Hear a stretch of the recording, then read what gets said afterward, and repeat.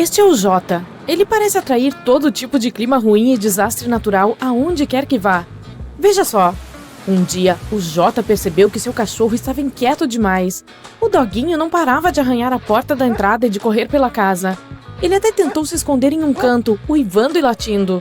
Quando algumas canecas começaram a bater umas nas outras no armário, o Jota se deu conta do que era aquilo. O barulho é produzido por foreshocks, pré-choques em inglês, que são mini terremotos que antecedem o evento principal. Geralmente, os terremotos ocorrem em aglomerados. Após alguns tremores fracos, pode esperar, porque um muito maior está a caminho. Algum tempo antes de o desastre acontecer, as pessoas podem ver luzes azuis estranhas. Algumas parecem estar saindo diretamente do chão, outras ficam pairando no ar. São as luzes de terremoto. Elas podem surgir dias ou poucos segundos antes de a terra começar a tremer. Agora, o Jota está caminhando na beira da praia. De repente, ele vê a água recuar, muito, muito rápido. Oh! Jota, corra o mais rápido que puder e vá para um lugar alto. Um tsunami está chegando, e sua vida pode depender de quão rápido você vai reagir. Se o Jota vir um momento bizarro e inesperado no nível do mar, pode ser outro sinal de um tsunami se aproximando. Isso acontece em 40% dos casos. A água que está chegando é a primeira onda do tsunami. A segunda, bem maior, virá cerca de 10 minutos depois. O Jota também pode ver a água do mar formando bolhas, girando ou criando outros efeitos estranhos. Isso é outro sinal certeiro de que tem um tsunami vindo. O Jota sente que há alguma coisa errada com o Sol. Através de seus óculos solares super escuros, ele vê que há algumas erupções irregulares ao redor do contorno do Sol. Se esses raios bizarros estiverem acompanhados de auroras pelo mundo inteiro, são sinal de uma tempestade solar. Essas tempestades geralmente são causadas por alterações no campo magnético do Sol. Nesse caso, as rajadas de gás e radiação na superfície solar são tão grandes e poderosas que podem até atingir nosso planeta. Por sorte, as tempestades solares não oferecem perigo às pessoas, mas podem bagunçar nossa eletricidade e até causar apagões. O céu sobre a cabeça do Jota está escurecendo e ficando ameaçadoramente esverdeado. Alguma coisa bate na testa dele. Ai! Ele pega o objeto. É um granizo. Mas não está tão frio assim lá fora. Tampouco está chovendo. Pouco depois, ele escuta um barulho. Ele está ficando cada vez mais alto, como se estivesse se aproximando. É como se um trem de carga estivesse se movendo na direção dele. Mas não é um trem, é um tornado. Não é possível ver o funil que está atrás da nuvem de destroços, mas a forma como aquela coluna está girando no ar não deixa dúvidas. Você está na estrada, Jota? Então se afaste o máximo possível do seu carro. Rápido, encontre um fosso, deite-se dentro dele e cubra a cabeça. Você está dentro de casa? Então afaste-se das janelas e esconda-se no porão, se houver um em sua casa. E por favor, Jota, tome cuidado se vir alguma nuvem com formato de cone. Isso indica tempestades fortes. Se notar que essa nuvem começou a girar, procure um abrigo imediatamente. A nuvem está se transformando em um tornado bem diante dos seus olhos. O lado bom é que o Jota só deve se preocupar com as nuvens cônicas quentes. As frias são totalmente inofensivas. O único problema é saber a temperatura da nuvem que ele está vendo. Olha! O Jota acabou de ver algumas árvores com formato esquisito. Elas parecem a letra J e crescem em um morro. Isso significa que o chão debaixo dos pés do nosso amigo provavelmente é instável. Se ele continuar andando por aí, pode acabar causando um deslizamento de terra. As ondas quadradas surgem quando dois formatos diferentes de onda batem um no outro. Esse fenômeno é lindo, mas nada de entrar na água, Jota. Continue assistindo de longe. As correntes cruzadas naquele lugar podem puxar um nadador inexperiente para dentro d'água. O Jota continua caminhando pela praia. Em determinado momento, ele avista ondas revoltas carregando detritos e algas marinhas. Desta vez, ele fica fora d'água. Ele sabe que pode ser sinal de uma forte corrente de retorno, que pode carregar um banhista para longe no oceano. Que tal um passeio no parque? O Jota gosta da ideia. O sol está brilhando e o céu está azul e lindo. De repente, ele avista uma nuvem vertical que está crescendo rapidamente. No começo, ela é muito branca, mas à medida que se aproxima, muito rapidamente, ela se torna densa e mais escura. O céu está escurecendo e está começando a ventar. Só então nosso amigo percebe que está arrepiado. Isso é um indício de que ele está prestes a ser atingido por um raio. Nesse exato momento, cargas positivas estão subindo pelo corpo dele. Elas estão tentando alcançar a parte negativamente carregada da tempestade. Se ele não agir rápido, essas cargas se encontrarão. Não há onde se esconder. Então o Jota deve se agachar e abraçar as pernas, se tornando menor que os objetos ao seu redor. Ah não, Jota, não se deite no chão. Ele pode estar úmido e ser um ótimo condutor de eletricidade. Há outros sinais que a natureza envia durante uma tempestade de raios. As palmas das mãos do Jota começam a suar. Ele escuta um barulho estranho de coisas se quebrando e zumbidos vindo de objetos metálicos por perto. A pele dele pode começar a formigar. Ele pode até sentir um gosto de metal em sua boca. Outra coisa, o Jota pode sentir cheiro de cloro. É esse o cheiro do ozônio. Descargas elétricas separam as moléculas de nitrogênio e oxigênio, que são os gases principais que compõem a atmosfera, transformando-as em átomos separados. Quando esses átomos se juntam de novo, alguns produzem moléculas feitas de 3 átomos de oxigênio, que é o ozônio. Conseguimos sentir o cheiro dele durante uma tempestade de raios porque as correntes de ar trazem esse gás lá de cima para onde estamos. Alguns insetos conseguem pressentir a chegada de uma tempestade. Eles se preparam para esse desastre natural congelando. Então, quando o Jota vê que os insetos ao seu redor estão meio lentos, ele sabe que precisa se preparar. E as abelhas conseguem prever chuvas pesadas. Essas criaturas começam a trabalhar muito mais intensamente um dia antes de começar a chover. Enquanto caminha perto do rio durante um período de fortes chuvas, o Jota escuta um rugido. Ele fica paralisado de medo. É provável que uma enchente relâmpago estivesse vindo em sua direção. E de fato, pouco depois, ele vê detritos descendo o rio afora. A água está mudando de cor rapidamente, se tornando mais enlameada e escura. As enchentes relâmpago são muito, muito perigosas. Cuide de sua segurança imediatamente, Jota. Em outro dia, o Jota vê um paredão de nuvem espetacular. Ele parece ter uns 8 quilômetros de comprimento. Na melhor das hipóteses, é apenas uma tempestade muito forte se aproximando. Mas se esse paredão de nuvem começar a se movimentar em círculos, é sinal de um tornado. Jota está caminhando por um campo de neve nas montanhas, ouvindo o barulho que o gelo debaixo de seus pés faz. O barulho está meio oco. Rápido, veja se há rachaduras em suas pegadas, Jota. Se houver, as chances de haver uma avalanche são grandes. Pouco depois, o Jota vê uma avalanche se movendo em sua direção. Ele faz de tudo para sair daquela encosta. Na maioria dos casos, ele conseguiria até correr mais rápido que ela morro abaixo e sair pela lateral, mas não dessa vez. Ele percebe que não tem muito tempo e parte para a árvore mais próxima. Se o Jota continuar se segurando nela com muita firmeza, a avalanche pode não o levar junto. Mas se isso não funcionar, ele pode tentar nadar acima da superfície da neve enquanto a avalanche ainda está se movimentando. Em uma noite agradável de verão, o Jota vê folhas com talos ainda verdes caírem repentinamente. Isso pode ser por causa de uma tempestade que está chegando. Antes de esse evento ocorrer, o ar geralmente fica mais úmido. As folhas também se molham e ficam pesadas, e o vento acaba as arrancando das árvores. O Jota mora em um casebre antigo e está acostumado a ver rachaduras nas paredes, mas um dia ele percebe que algumas delas estão maiores. E veja só, há outras se formando. Isso é um sinal de alerta. Ele mora em uma região de muito calcário, então novas rachaduras significam que uma dolina está prestes a se abrir perto da casa dele. Agora, o Jota está correndo para casa, tentando não perder tempo admirando as nuvens que parecem ter saído de um filme de ficção científica. Elas se formam quando o ar úmido e quente é capturado por uma corrente ascendente de tempestade. E essas nuvens assustadoras quase sempre significam que uma tempestade daquelas está prestes a cair. Desertos quentes e intermináveis parecem sem vida à primeira vista. Mas entre essas areias, você pode encontrar criaturas perigosas e às vezes assustadoras. Algumas podem causar apenas problemas de saúde, mas outras podem ficar em sua memória para sempre. Vamos conhecê-las, começando pelas mais perigosas e terminando com os verdadeiros pesadelos.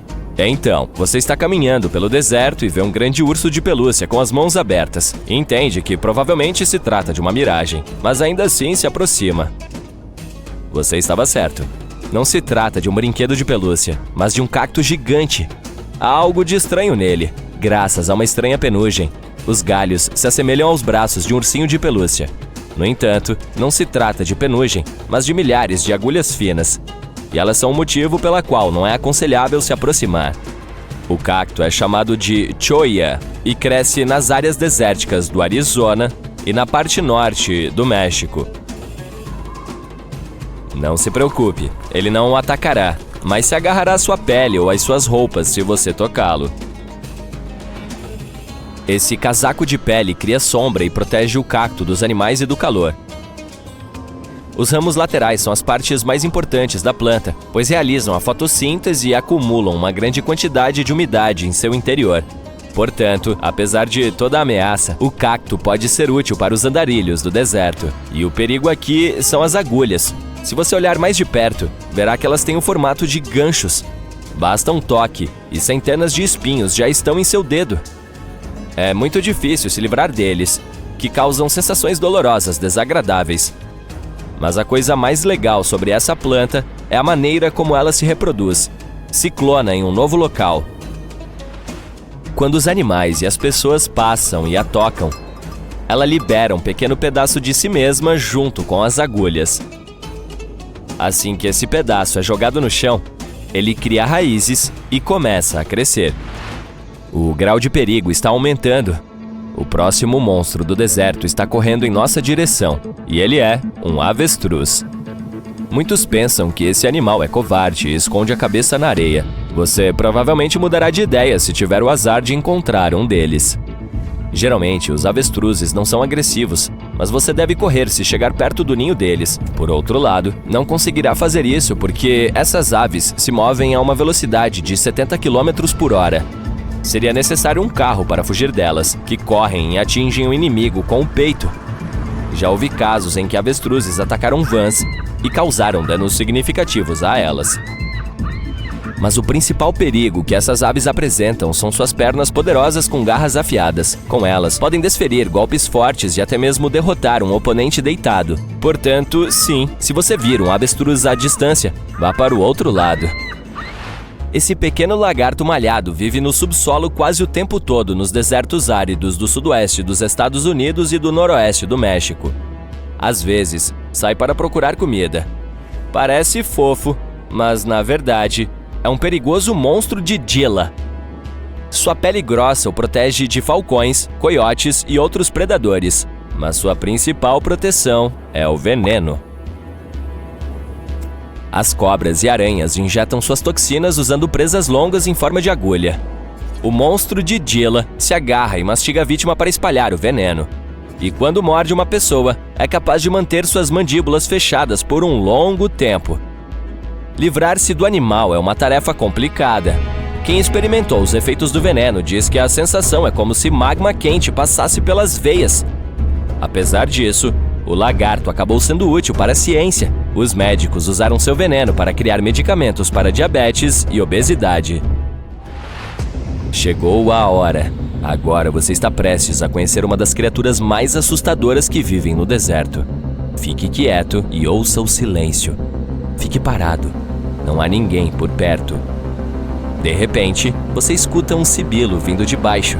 Abaixe a cabeça e veja.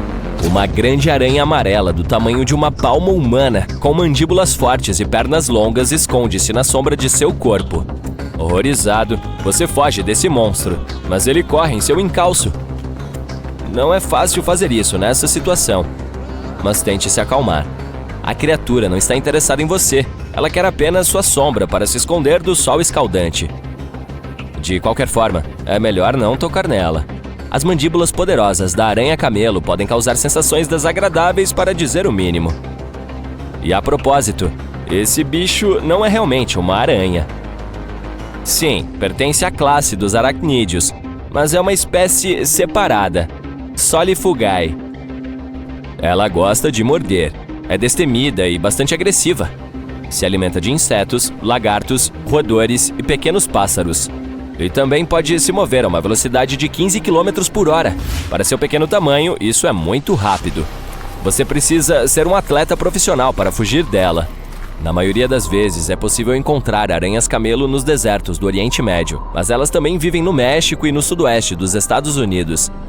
Essas corredoras são noturnas e tentam evitar o sol durante o dia. Por isso estão sempre atrás de sombra.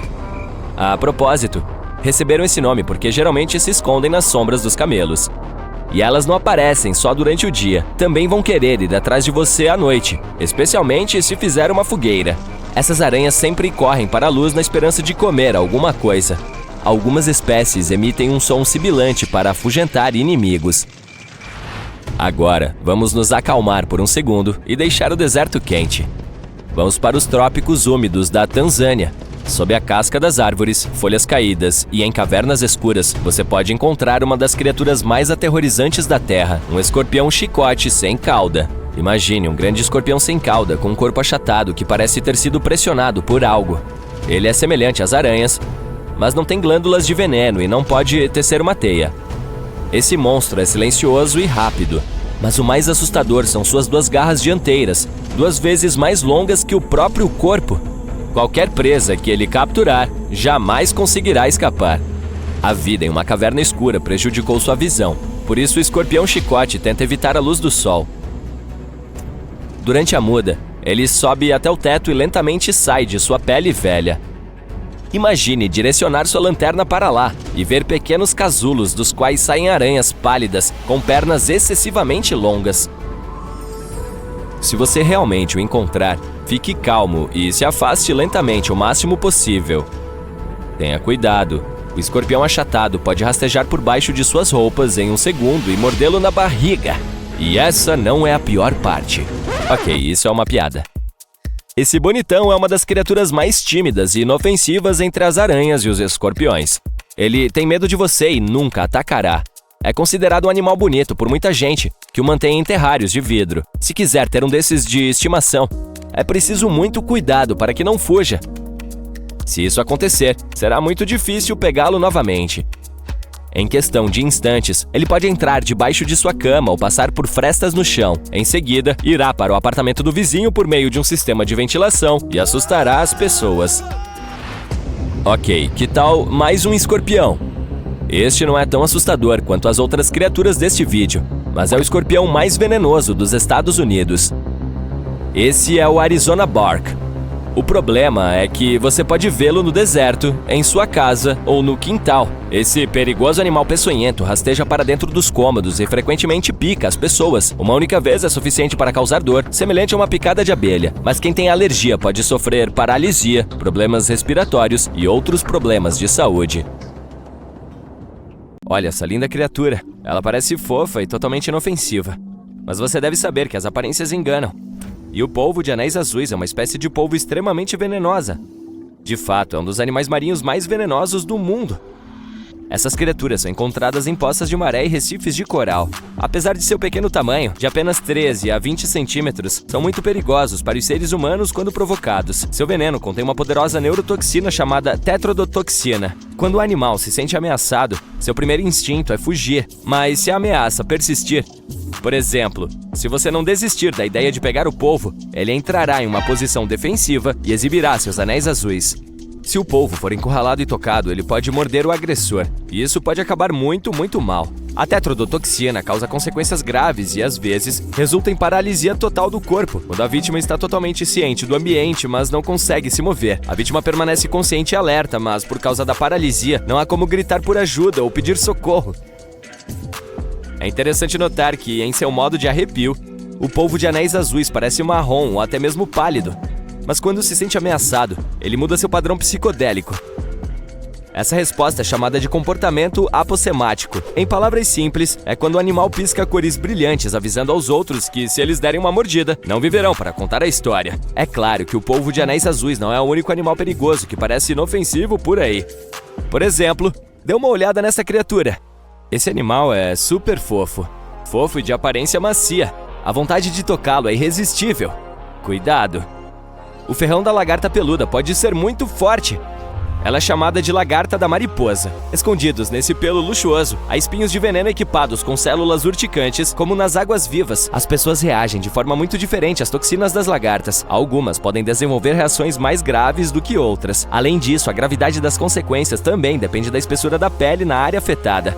Na maioria dos casos, as sensações desagradáveis e a erupção cutânea desaparecem em poucas horas ou, às vezes, em dias.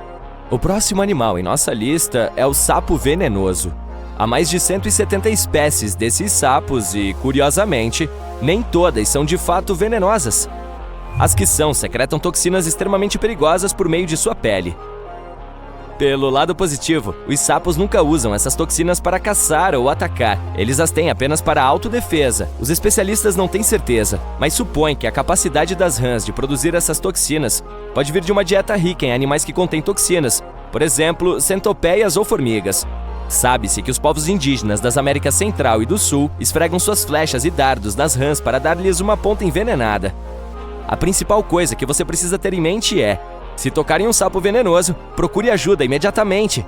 Especialmente se você se deparar com a rã de dardos venenosos dourada. Ela é a mais tóxica. O choco flamboyant é a única espécie de choco venenoso conhecida. Essa criatura tem um tecido muscular incrivelmente venenoso, apesar de sua estrutura minúscula, 5 a 8 centímetros no máximo. Fique atento a um animal subaquático marrom escuro com 2 tentáculos e 8 braços. Também é provável que tenha roxo e amarelo ao redor de seus braços. De qualquer forma, sua melhor aposta é evitar morder uma dessas criaturas intrigantes e você provavelmente estará seguro. Predatórios caracóis cone são animais muito lentos. Essa é a principal razão pela qual eles não têm meios de capturar suas presas mecanicamente, ou seja, eles não conseguem realmente agarrar outro animal ou mordê-lo. Em vez disso, o caracol cone desenvolveu um veneno potente que o ajuda a sobreviver. Provavelmente, a coisa mais legal sobre essas criaturas é que, entre quase 1000 espécies, não há sobreposição nas toxinas produzidas por cada uma delas. Embora os caracóis cone não tenham presas, eles têm um arpão coberto de veneno que usam para picar suas presas. Há uma estrutura semelhante a um tubo na extremidade de um bulbo de veneno, e um dente modificado pode sair do tubo a uma velocidade impressionante de 400 km por hora. Portanto, o fato de serem lentos não incomoda os caracóis cone. E como o veneno é exclusivo de certas espécies, algumas delas podem dar uma picada leve, enquanto outras podem causar sérios danos à sua saúde. Por exemplo, esse caracolzinho que vive em recifes libera um dente semelhante a um arpão para picar sua presa, e não há cura conhecida para seu veneno. Quando você pensa em peixe-balão, provavelmente imagina uma criatura de aparência inchada com impressionantes espinhos de 360 graus. Mas por baixo desses espinhos engraçados, há uma criatura cruel. E a parte mais perigosa dessa criatura é seu veneno, que é considerado um dos, se não o mais perigoso e potente do mundo. A boa notícia é que você não será envenenado a menos que coma o peixe. Portanto, talvez seja melhor ficar com um pãozinho francês do café da manhã mesmo. Agora, olhe para esse inseto e tente nunca se aproximar dele. É a vespa gigante japonesa. Essa criatura de tamanho monstruoso, que pode chegar a quase 5 centímetros de comprimento, é conhecida por ser altamente agressiva. Seu ferrão impressionante contém veneno suficiente para tornar a picada muito, mas muito dolorosa mesmo. Algumas pessoas não sobrevivem à picada desse inseto. Mesmo que o veneno não seja o mais potente, o grande tamanho da criatura torna a dose muito grande. E se não for uma, mas várias vespas atacando você? Bem, as consequências provavelmente serão dramáticas. A vespa gigante não é necessariamente hostil com pessoas ou outros animais, mas ela vai picar se você a provocar. Essa criatura azul brilhante, verdadeiramente bela, chamada de dragão marinho azul. Apesar do nome tão imponente, a criatura é, na verdade, minúscula, geralmente não maior do que uma uva. Você pode encontrá-la na praia ou flutuando ao seu lado, na água. Mas você precisa se lembrar de uma coisa: por mais bonita que essa pequena lesma possa parecer, nunca toque nela. Apesar de seu tamanho minúsculo, seu ferrão pode ser muito forte. Tudo por causa da dieta.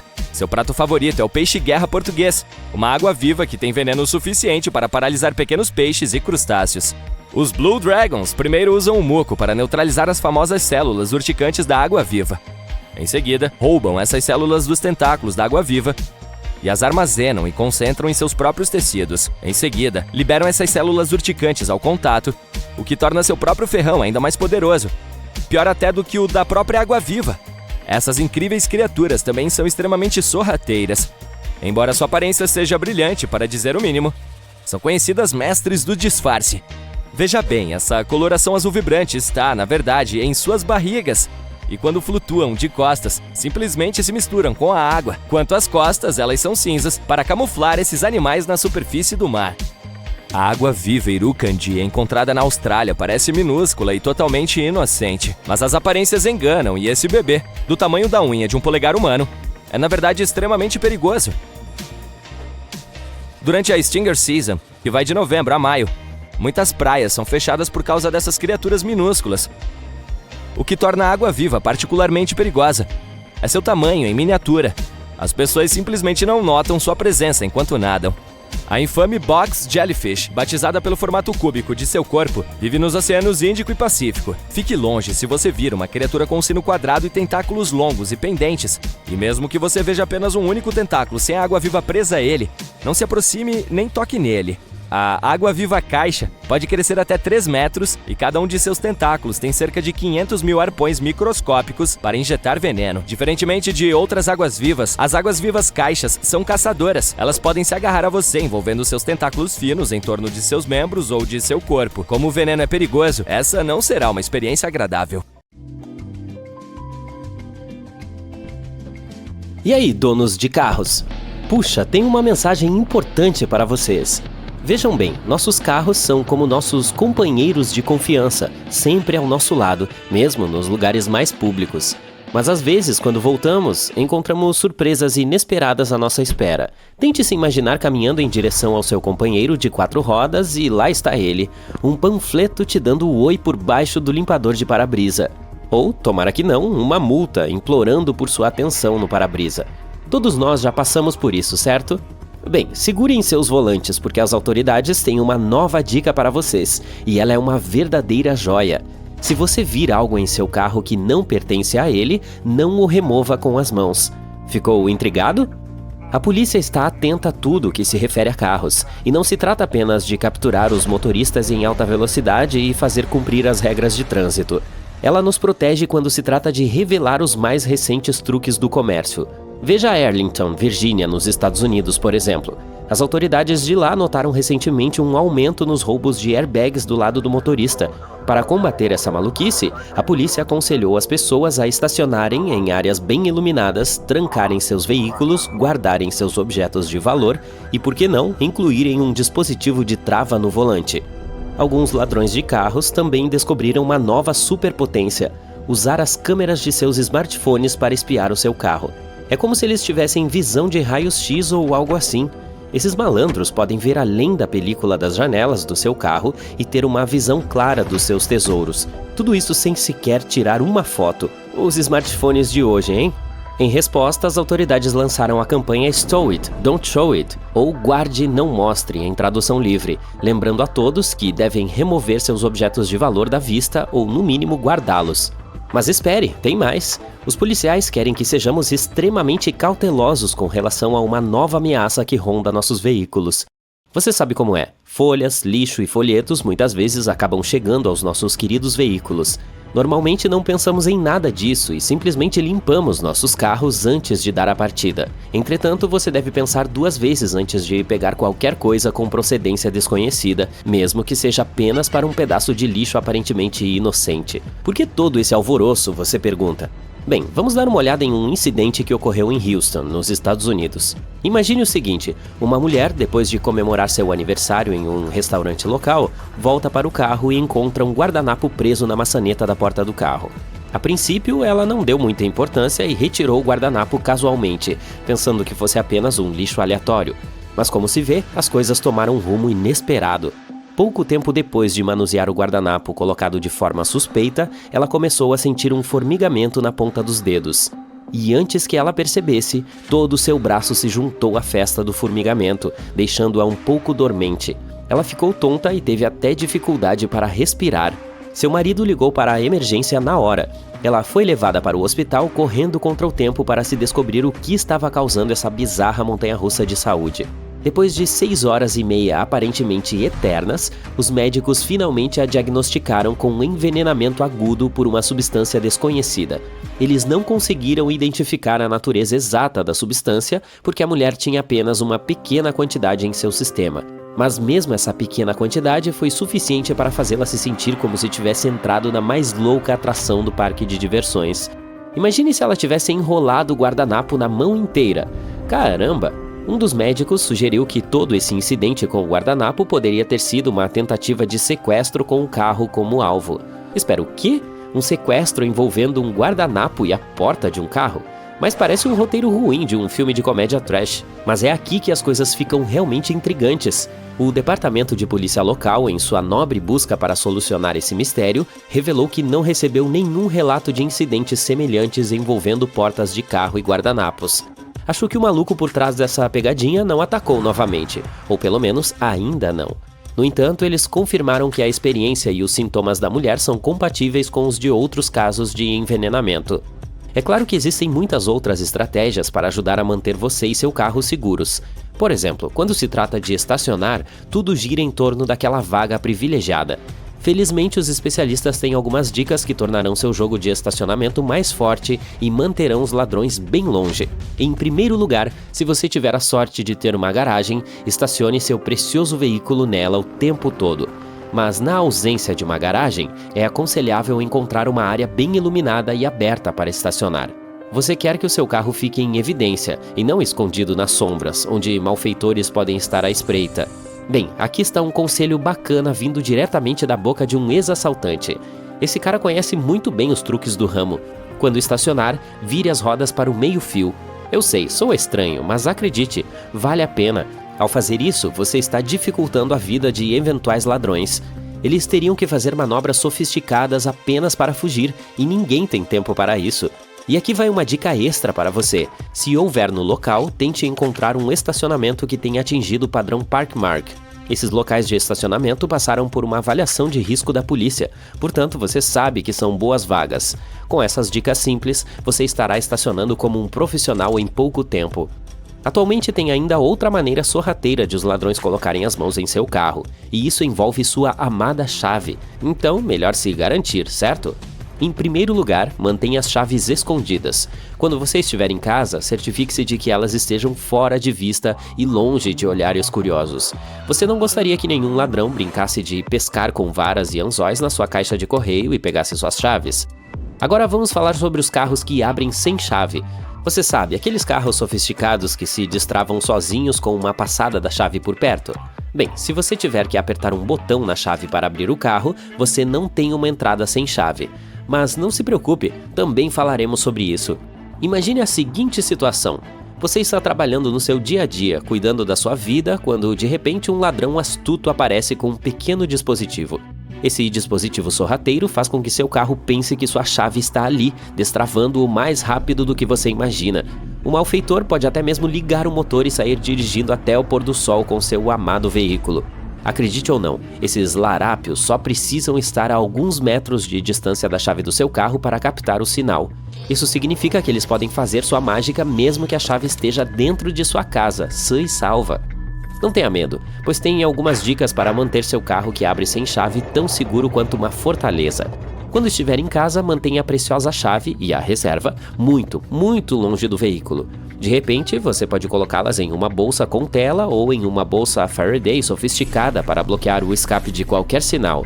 Pense nisso como se estivesse dando à sua chave um pequeno escudo invisível e aconchegante para protegê-la de ladrões que farejam sinais por aí. Aqui vai outra dica profissional. Se você decidir adotar um carro de segunda mão em sua família de veículos, faça uma pequena reforma nas chaves. Reprogramá-las garantirá que todos os sinais antigos ou surpresas silenciosas do proprietário anterior sejam eliminadas. Para garantir que seu carro esteja sempre seguro, também precisamos abordar esse assunto não tão divertido: caminhões de guincho ilegais. Esses ladrões malandros acham que podem roubar suas preciosas rodas na rua mesmo. Aqui estão algumas dicas sobre como ficar um passo à frente desses piratas do estacionamento. Em primeiro lugar, fique de olho em qualquer equipe de guincho que pareça um pouco suspeita. Você sabe, aqueles que não estão ostentando nenhum logotipo sofisticado no caminhão ou que se esqueceram de colocar seus uniformes elegantes. Se algo parecer estranho, não hesite em denunciar imediatamente. Agora sei o que você está pensando, mas e se eu estiver errado e acabar se mostrando um alarme falso? Todos nós devemos agir de boa fé e ninguém deve culpá-lo por um momento sequer se for um alarme falso. É melhor prevenir do que remediar, não é mesmo?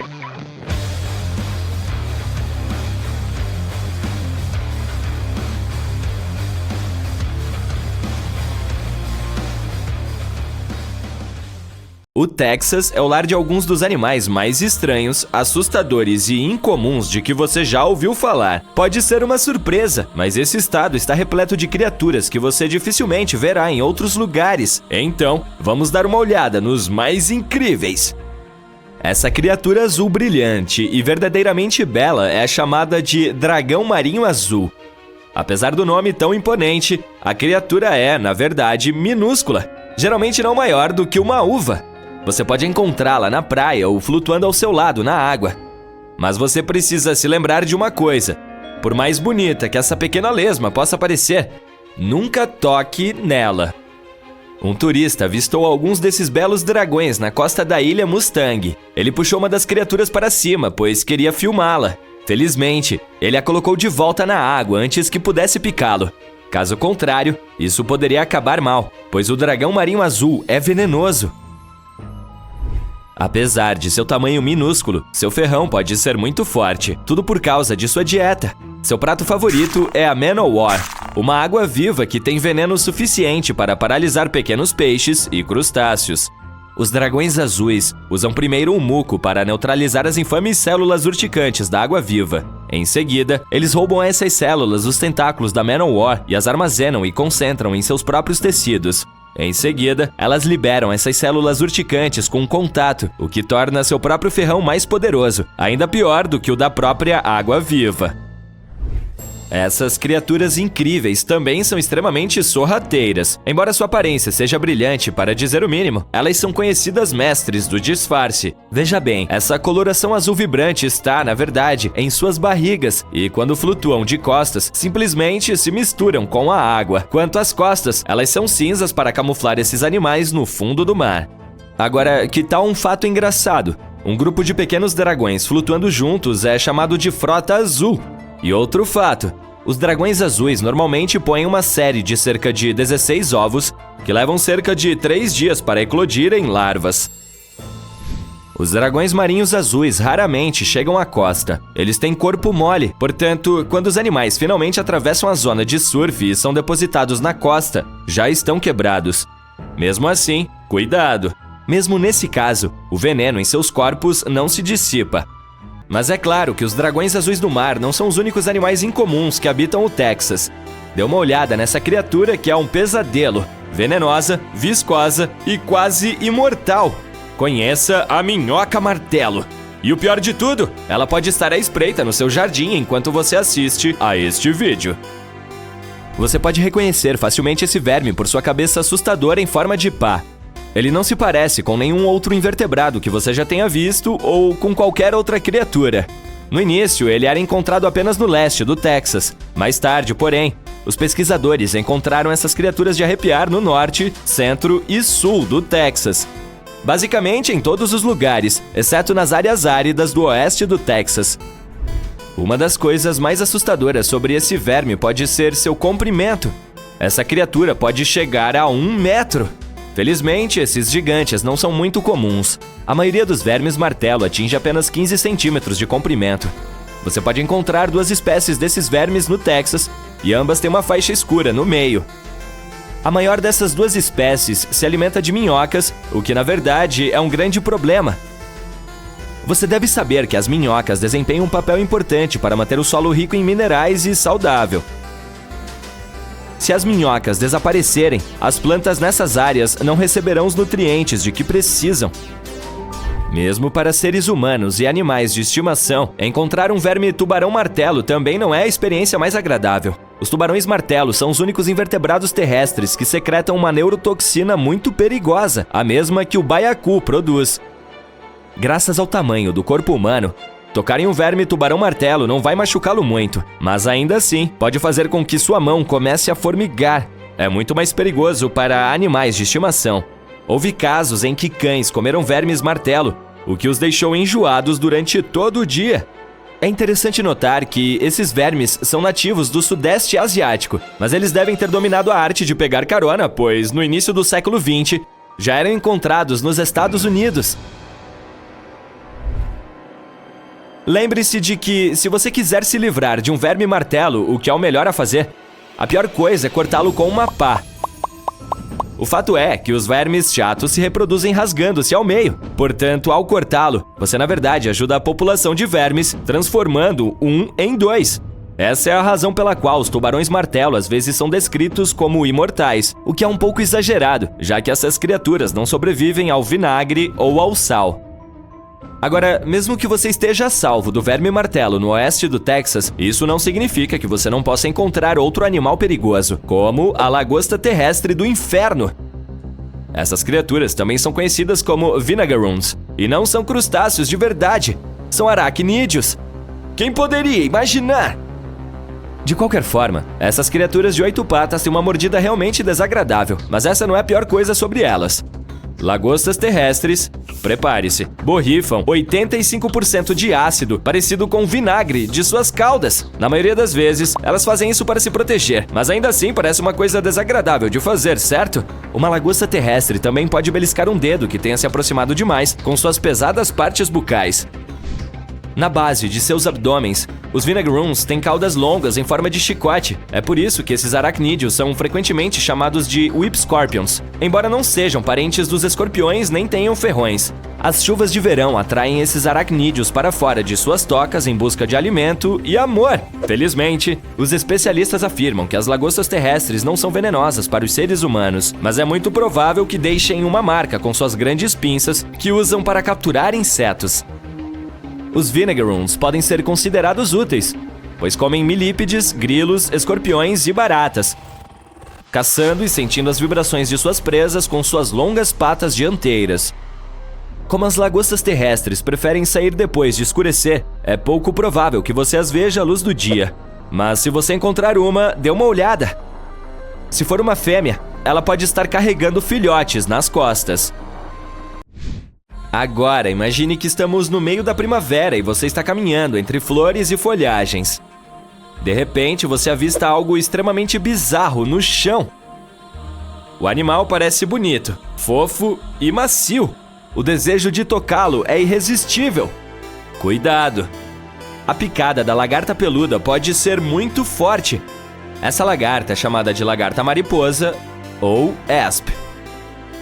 Existem várias espécies de lagartas com ferrão no Texas. A lagarta da mariposa do cervo, a lagarta da lesma do carvalho espinhoso, a lagarta do carvalho de sela e a lagarta da mariposa Io. E tocar em qualquer uma delas pode levar a consequências desagradáveis. Se você tivesse tocado aquela coisa bonita e peluda no parque, provavelmente começaria a sentir uma sensação de queimação e desenvolveria uma erupção cutânea com coceira. Na pior das hipóteses, você teria até mesmo que ir ao pronto-socorro. O principal problema é que as pessoas reagem de forma muito diferente às toxinas das lagartas. Algumas podem desenvolver reações mais graves do que outras. Além disso, a gravidade das consequências também depende da espessura da pele na área afetada. Na maioria dos casos, as sensações desagradáveis e a erupção cutânea desaparecem em poucas horas ou, às vezes, em dias. Pelo lado positivo, essas lagartas mais tarde se transformam em mariposas e borboletas que ajudam a polinizar flores e árvores. Livrar-se dessas criaturas significa prestar um desserviço à área em que você vive. Os especialistas têm certeza de que encontrar uma lagarta com ferrão não causará nada de ruim se você estiver em mente a regra geral. Se uma lagarta parecer felpuda, não toque nela. E a melhor solução para lidar com essas criaturas é educar as pessoas sobre o que são essas lagartas, como elas se parecem, e por que é perigoso tocá-las com as mãos desprotegidas. No coração de uma floresta densa, uma pessoa embarca em uma caminhada mergulhando nas profundezas ocultas do playground da natureza. Mas esse não é um passeio comum entre as árvores. Ele dá uma guinada em direção a uma descoberta sinistra e de arrepiar os cabelos. Nosso protagonista, com um brilho de curiosidade em seus olhos, descobre uma toca escondida nas sombras. A curiosidade supera o medo e nosso explorador se aproxima. Não se trata de uma toca aleatória. Ela pertence a uma raposa. E se essa for a atitude errada e ele devesse simplesmente fugir? Na alegre estação da primavera, quando a natureza ganha vida com uma energia vibrante, as raposas se envolvem em sua intrincada dança da vida. É durante esse período que elas buscam consolo em seus santuários subterrâneos. Durante o resto do ano, quando o mundo ao seu redor floresce, as raposas preferem se aquecer ao sol, encontrando conforto acima do solo, exceto quando o tempo piora. É nas condições mais inclementes que elas buscam refúgio em suas tocas, protegendo-se. Essas tocas, conhecidas como Fox Earths, geralmente consistem em apenas algumas entradas, ocasionalmente cobertas com terra e detritos espalhados. Durante os meses de inverno, as raposas diligentes cavam mais tocas em antecipação à primavera que se aproxima. Às vezes, entre os restos de suas jornadas subterrâneas, encontram-se raposas mortas, um testemunho do ciclo de vida dentro dessas redes subterrâneas. Se alguém explorasse as proximidades de uma toca de raposa, notaria vestígios frescos de comida fora das tocas durante os meses de abril a junho. É nesse período, quando os filhotes de raposa brincalhões agraciam a terra com sua presença, que os restos de seus banquetes podem ser encontrados, um sinal agradável de vida se desenvolvendo. Então, como são essas terras? Afinal de contas, há outros animais com tocas na floresta também. Agora vamos ao cerne da questão. As tocas de raposa, as moradas esquivas desses seres travessos, tendem a se localizar em áreas com vegetação exuberante. Você poderá encontrar essas criaturas escondidas sob os galhos de uma árvore ou buscando refúgio sob rochas imponentes. Se você se deparar com um pequeno buraco aconchegante que parece ter sido feito sob medida para uma raposa e sentir aquele aroma inconfundível acompanhado de outras pistas intrigantes como ossos espalhados, é provável que tenha descoberto uma toca de raposa. Infelizmente, meu amigo curioso, não há uma receita infalível para saber onde essas raposas astutas escolhem construir suas tocas. Elas possuem uma capacidade extraordinária de se adaptar a diversos ambientes, sejam eles campos abertos, florestas densas ou até mesmo a tundra implacável. Imagine o seguinte, a toca de uma raposa consiste em no mínimo 4 a 5 partes. Temos a grande entrada, a rampa, a toca principal propriamente dita e um cômodo secreto que funciona como depósito de alimentos. Dependendo do tamanho da matilha, pode haver cômodos adicionais para acomodar todo o bando de raposas. Agora imagine a grande abertura da toca de uma raposa. A entrada e a rampa formam um corredor que leva de 1 a 2,4 metros de profundidade na terra, conectando o mundo externo com o refúgio aconchegante interno. Ah, mas tem mais! As raposas, por serem planejadoras experientes, armazenam seus tesouros forrageados em suas tocas. Sim, elas têm seus próprios esconderijos de comida, onde escondem todos os seus achados deliciosos. O número de cômodos dentro da toca pode variar, adaptando-se ao tamanho da matilha, pois essas criaturas astutas garantem que haja espaço suficiente para dar à luz e criar seus adoráveis filhotes, podendo até cavar túneis extras e criar entradas adicionais para manter as coisas interessantes. Agora vamos falar sobre assuntos culinários. As raposas são gourmands experientes que armazenam alimentos em grandes quantidades, prontas para enfrentar o inverno e a estação de acasalamento. Entretanto, elas não são acumuladoras extravagantes. Geralmente armazenam apenas o bastante para durar alguns dias, considerando que não se alimentam de presas frescas todos os dias. Frutas geralmente enfeitam suas câmaras de armazenamento, enquanto qualquer carne deliciosa ocupa o centro do palco em suas aventuras culinárias. Curioso sobre a proximidade das tocas de raposa entre si? Bem, se a terra for abundante em alimentos e água fresca, você poderá encontrar 2 ou 3 tocas de raposa em um raio de 26 km². Mas se os recursos forem escassos, talvez você tenha que expandir sua busca para cobrir uma área de 52 km² para encontrar apenas uma toca. Mas a saga não termina aí. As raposas, fiéis à sua natureza engenhosa, geralmente têm várias tocas. Elas mantêm a toca principal, geralmente conhecida como toca natal, que tem valor sentimental. Além disso, elas mantêm uma toca reserva para algumas circunstâncias imprevisíveis. E não vamos nos esquecer de sua habilidade de reivindicar tocas abandonadas ou emprestadas como suas. São muito espertas, não são? Agora vamos falar sobre essas criaturas maravilhosas. As raposas existem em uma grande variedade de espécies e tamanhos, espalhadas por todo o nosso planeta. Mas a estrela do show é a raposa vermelha, encontrada em todos os continentes, exceto na gelada Antártica. Embora a maioria das raposas prefira a tranquilidade das paisagens rurais, não se surpreenda se elas se aventurarem nos reinos das residências urbanas e suburbanas, onde seu caminho pode cruzar com o dos humanos. Os encontros entre uma raposa e um humano. uma história de dois extremos. Algumas almas bondosas tentam conquistar esses animais, oferecendo-lhes petiscos e persuadindo-os a ficar na palma de suas mãos. Por outro lado, há aqueles que tremem só de pensar em uma raposa, temendo sua natureza astuta e feroz. Agora imagine o seguinte cenário: e se uma raposa se aproximar de você ou lançar um ataque? Normalmente, as raposas não representam uma ameaça aos seres humanos e não têm más intenções. Elas preferem se alimentar de pequenos mamíferos ou animais domésticos, reservando sua agressividade para a caça ou autodefesa. No entanto, já foram registrados casos de raposas que cruzaram o caminho de humanos, incluindo incidentes. Portanto, é fundamental saber quais medidas tomar se uma raposa se aproximar de você ou o atacar. As raposas podem de fato ser domesticadas. No entanto, elas permanecem selvagens em seu coração e suas ações podem ser extremamente imprevisíveis. Elas podem abraçar momentaneamente seu lado domesticado apenas para voltar aos seus instintos indomáveis quando se sentirem encurraladas, ameaçadas, famintas ou simplesmente assustadas.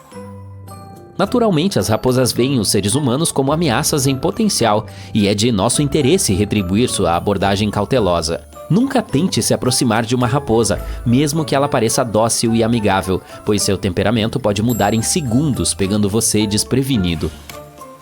Evite movimentos bruscos e resista ao impulso de se aproximar, pois isso pode agitar ou assustar nossa amiga raposa. Na maioria dos casos, quando uma raposa avista um humano por perto, ela foge rapidamente ou se esconde. No entanto, se você estiver em um impasse com uma raposa, o melhor a fazer é dar um passo para trás e dar o espaço que ela deseja.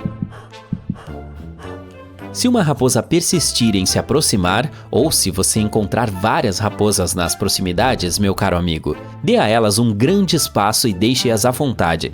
Evite se aproximar ou tentar alimentá-las, especialmente com as mãos. Deixe que elas continuem com seus afazeres de raposa enquanto você as observa à distância. Em uma situação em que a raposa fique encurralada, como ao entrar em um cômodo, peço que mantenha a calma. Evite levantar a voz ou causar agitação desnecessária, pois isso pode fazer com que a raposa ataque. Permaneça em silêncio, mantenha uma distância segura da criatura e forneça a ela uma rota de fuga. Certifique-se de que as portas e janelas permaneçam desobstruídas, dando à raposa a liberdade que ela procura. No devido tempo, ela sairá rapidamente. No entanto, se a sorte fugir e você se encontrar na infeliz circunstância de ser atacado por uma raposa, lembre-se de manter a calma. Evite soltar seus animais de estimação ou perseguir a raposa. Deixe que ela se retire por conta própria. Se a raposa persistir e se recusar a recuar, uma simples salva de palmas ou alguns aplausos podem afugentá-la. Agora você pode aproveitar a floresta. Bem, essa fruta é definitivamente maluca. Ela é chamada de cidra mão de Buda, mas não se deixe enganar por sua aparência de banana. Ela está mais próxima dos limões do que das bananas. Sim, é uma fruta cítrica. Na China e no Japão, ela é usada como aromatizante de ambiente, mas nos Estados Unidos e na Europa, é mais como um estranho misterioso. Quem sabe que tipo de travessuras essa fruta pode aprontar? Em seguida, temos a fruta tangelo. Não julgue um livro pela capa. Essa fruta, também conhecida como tangelo jamaicano, é um híbrido natural entre uma tangerina e um pomelo. É como se fosse o filho mais novo dos cítricos. Além disso, dizem que é de lamber os dedos. Aqueles que experimentaram geralmente descrevem o tangelo como uma fruta doce e suculenta com leves notas de amargor. Doce, suculenta e amarga. Parece comigo. Agora não se assuste, mas a próxima fruta até parece salsicha. Eu sei, é estranho, mas acredite em mim, os frutos roxos da trepadeira chocolate são cheios de doçura. Ela não é muito famosa nos países ocidentais, mas é bastante comum na China, no Japão e na Coreia. Você sabia que existem morangos por aí com gosto de abacaxi? Sim, não estou brincando. E eles são brancos como um fantasma ou algo assim. Aparentemente, esses morangos são mantidos longe da luz solar para obter esse sabor doce e leitoso. Sim, os morangos obtêm sua tonalidade característica diretamente da luz do sol. Esses amigos brancos são tão bons que são praticamente como um docinho. A propósito, eles são muito mais doces do que seus primos vermelhos. Mas boa sorte para encontrá-los nos Estados Unidos. Para isso é preciso ir até o Japão. Por falar em fantasmas, você já ouviu falar da maçã fantasma? É como quando uma maçã é congelada e depois apodrece de dentro para fora, deixando para trás uma casca assustadora e transparente. É como algo saído de um filme de terror, mas também muito legal. Isso cria um efeito visual impressionante de uma maçã translúcida pendurada em uma árvore, aparentemente desafiando a gravidade. Uma maçã fantasma pode parecer um milagre da vida real, mas você já ouviu falar da fruta milagrosa? Ela faz maravilhas para aqueles que são péssimos cozinheiros. Trata-se de uma baga maluca da África Ocidental que é carregada de miraculina, um modificador de sabor que faz com que tudo tenha um gosto doce. Os limões se transformam em bolas xaroposas de doçura depois de mastigar essas frutinhas. Portanto, se você não sabe cozinhar, mas tem convidados em casa, sirva algumas frutas milagrosas como aperitivo. Eles pensarão que você é o próximo Gordon Ramsay, mas sem todo o drama. Veja só, há uma fruta chamada marula, que é a favorita dos elefantes e babuínos porque fermenta muito rápido depois de cair da árvore. É como uma guloseima divertida para todos os animais festeiros por aí. Você já comeu jabuticaba? Essa frutinha brasileira cresce direto do tronco da planta. É como se a natureza dissesse que se danem os galhos, vamos direto à fonte. Você pode comê-la pura ou fazer bebidas com ela. Isso é que eu chamo de fruta versátil. Já experimentou o melão com chifres, também conhecido como pepino africano ou quino? Isso é que são apelidos, hein? Ele tem uma casca amarela grossa e pontiaguda, então parece um cacto. Mas esse pequenino esconde uma polpa gelatinosa verde brilhante em seu interior e, surpreendentemente, tem gosto de banana. Além disso, você também pode comer a casca, que é rica em vitamina C e fibras. É como um negócio 2 em 1. Agora deixe-me apresentá-lo ao safo. É uma árvore que cresce na África e produz esses frutos oblongos de cor azul escura e violeta que parecem berinjelas. Não recuse esses frutos se não gostar de berinjelas. Dê uma chance a eles, pois estão repletos de todos os tipos de coisas boas, como ácidos graxos essenciais, aminoácidos e vitaminas. É como um super alimento africano que fará você se sentir como um super-herói. Alguém afim de cenouras pretas? Elas podem não ser pretas de verdade, mas ainda assim são bastante assustadoras com sua tonalidade roxa profunda. Você sabia que antes de os holandeses desenvolverem a variedade laranja que conhecemos e amamos hoje, quase todas as cenouras eram roxas e brancas? Isso aqui é uma aula de história de vegetais. Sabe aquelas batatas roxas com polpa branca? Bem, e se eu te dissesse que existe uma batata que também é roxa por dentro? Ela é chamada de batata doce de Okinawa e causou tanto alvoroço no Japão que ganhou esse nome, apesar de ser originária das Américas. É como uma batata com uma surpresa dentro. O melão de São Caetano tem um sabor amargo. É como um pepino grande, manchado e doente, com casca longa e ondulada que parece papelão amassado. Pois é, apetitoso. Mas se você o preparar corretamente, e com isso quero dizer enchê-lo de açúcar mascavo, ele pode ser um ótimo complemento para qualquer festa. É como o azarão das frutas, é preciso dar uma chance a ele. Passando para a fruta da palmeira salac. Essa com certeza lhe dará um susto se você não estiver preparado. Parece uma cobra em forma de bola, mas não se preocupe, ela não morde. A fruta da serpente tem um sabor doce, com apenas um toque de picante. É como o equilíbrio perfeito entre doce e atrevido. Veja essas bagas vermelhas alongadas e assustadoras. É um tipo de amoreira. Elas podem parecer lagartas, mas são totalmente comestíveis. De fato, historicamente, elas eram cultivadas como frutas para as larvas do bicho da seda. Mas esqueça isso, vamos nos concentrar no fato de que você pode procurar esses bebês no jardim da frente do seu vizinho. Quem precisa de uma mercearia quando se tem vizinhos amigáveis com amoreiras? Fato curioso aqui, a amoreira e a jaca são parentes, embora pareçam não ter nada em comum. Bem, provavelmente são mais como primos super distantes que só se veem uma vez por ano, quando seus pais os obrigam a ir às reuniões de família. Sim, é assim. Agora vamos falar sobre uvas. Já tivemos morangos com sabor de abacaxi antes, mas você já experimentou a uva com sabor de algodão doce? Não há engenharia genética nem nada, apenas o bom e velho cruzamento para obter aquele sabor leve e doce que lembra o algodão doce. É como uma festa em sua boca. Quantos tipos de bananas você conhece? Todos nós conhecemos as normais, as nanicas e as bananas da terra. Mas você já ouviu falar da banana Blue Java? Ela é azul, como um Smurf ou algo assim, e tem gosto de sorvete de baunilha. O quê? São bananas! Mais uma vez, não há aromatizantes artificiais sorrateiros aqui. Apenas cruzamento inteligente, que é uma forma de modificação genética que vem sendo feita há séculos, mas sem os laboratórios, o que de alguma forma a torna aceitável, eu acho. Tudo bem, as bananas azuis são legais, mas e as bananas vermelhas? Sim, elas existem. Essas bananas podem parecer que estão fora de moda, mas não se deixe enganar pela aparência enferrujada. Esses frutos estão repletos de nutrientes como potássio e vitamina C. Portanto, da próxima vez que for ao mercado, não tenha medo de experimentar algo novo e estranho. Quem sabe, você pode descobrir sua nova fruta favorita? Passando para a pitaia. Ela parece tão legal com sua cor rosa alaranjada e saliências semelhantes a pétalas. Mas vou te dizer, é uma decepção total. Tem gosto de kiwi e água com açúcar que tiveram um bebê. Sem acidez, sem sabor real. É como se fosse o equivalente em fruta a um peixe-gato. Ah, sim, ela também fede. Olha aqui, é a fruta morentina. Tem o formato de um cérebro e um exterior vermelho festivo. Mas não se deixe enganar, tem gosto de ovos mexidos. Sim, eu também não entendo. E finalmente temos o mangostão, também conhecido como a rainha das frutas. Tem um exterior duro que se parece com uma bolota, mas por dentro é macio e doce. A rainha Vitória gostava tanto dela que ofereceu uma recompensa para quem lhe trouxesse uma. Isso é que é gostar muito de frutas. Veja esse cara, seu nome é Sapote Preto, mas você pode chamá-lo de fruta pudim de chocolate. A polpa é tão macia e cremosa que pode ser comida de colher, como se fosse uma sobremesa. Alguns dizem que tem gosto de chocolate, mas é mais parecido com cacau com um toque de nozes. Essa pequena delícia tropical é uma estrela em sobremesas como bolos, brownies e tortas, mas também pode ser adicionada a milkshakes e sucos para um deleite doce. Por último, mas não menos importante, estranho, o limão caviar. Ao abri-lo e apertá-lo um pouco, você verá centenas de grânulos brilhantes e doces que se parecem com caviar. Também conhecido como limadeu, esse fruto tem um suco ácido, cítrico e amargo que despertará suas papilas gustativas.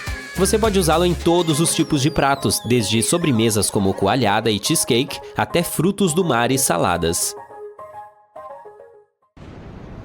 Em algumas noites, quando o céu sobre uma forte tempestade está limpo, você pode ver elfos, gnomos, trolls ou jatos azuis. Jatos azuis soa um tanto aleatório, não?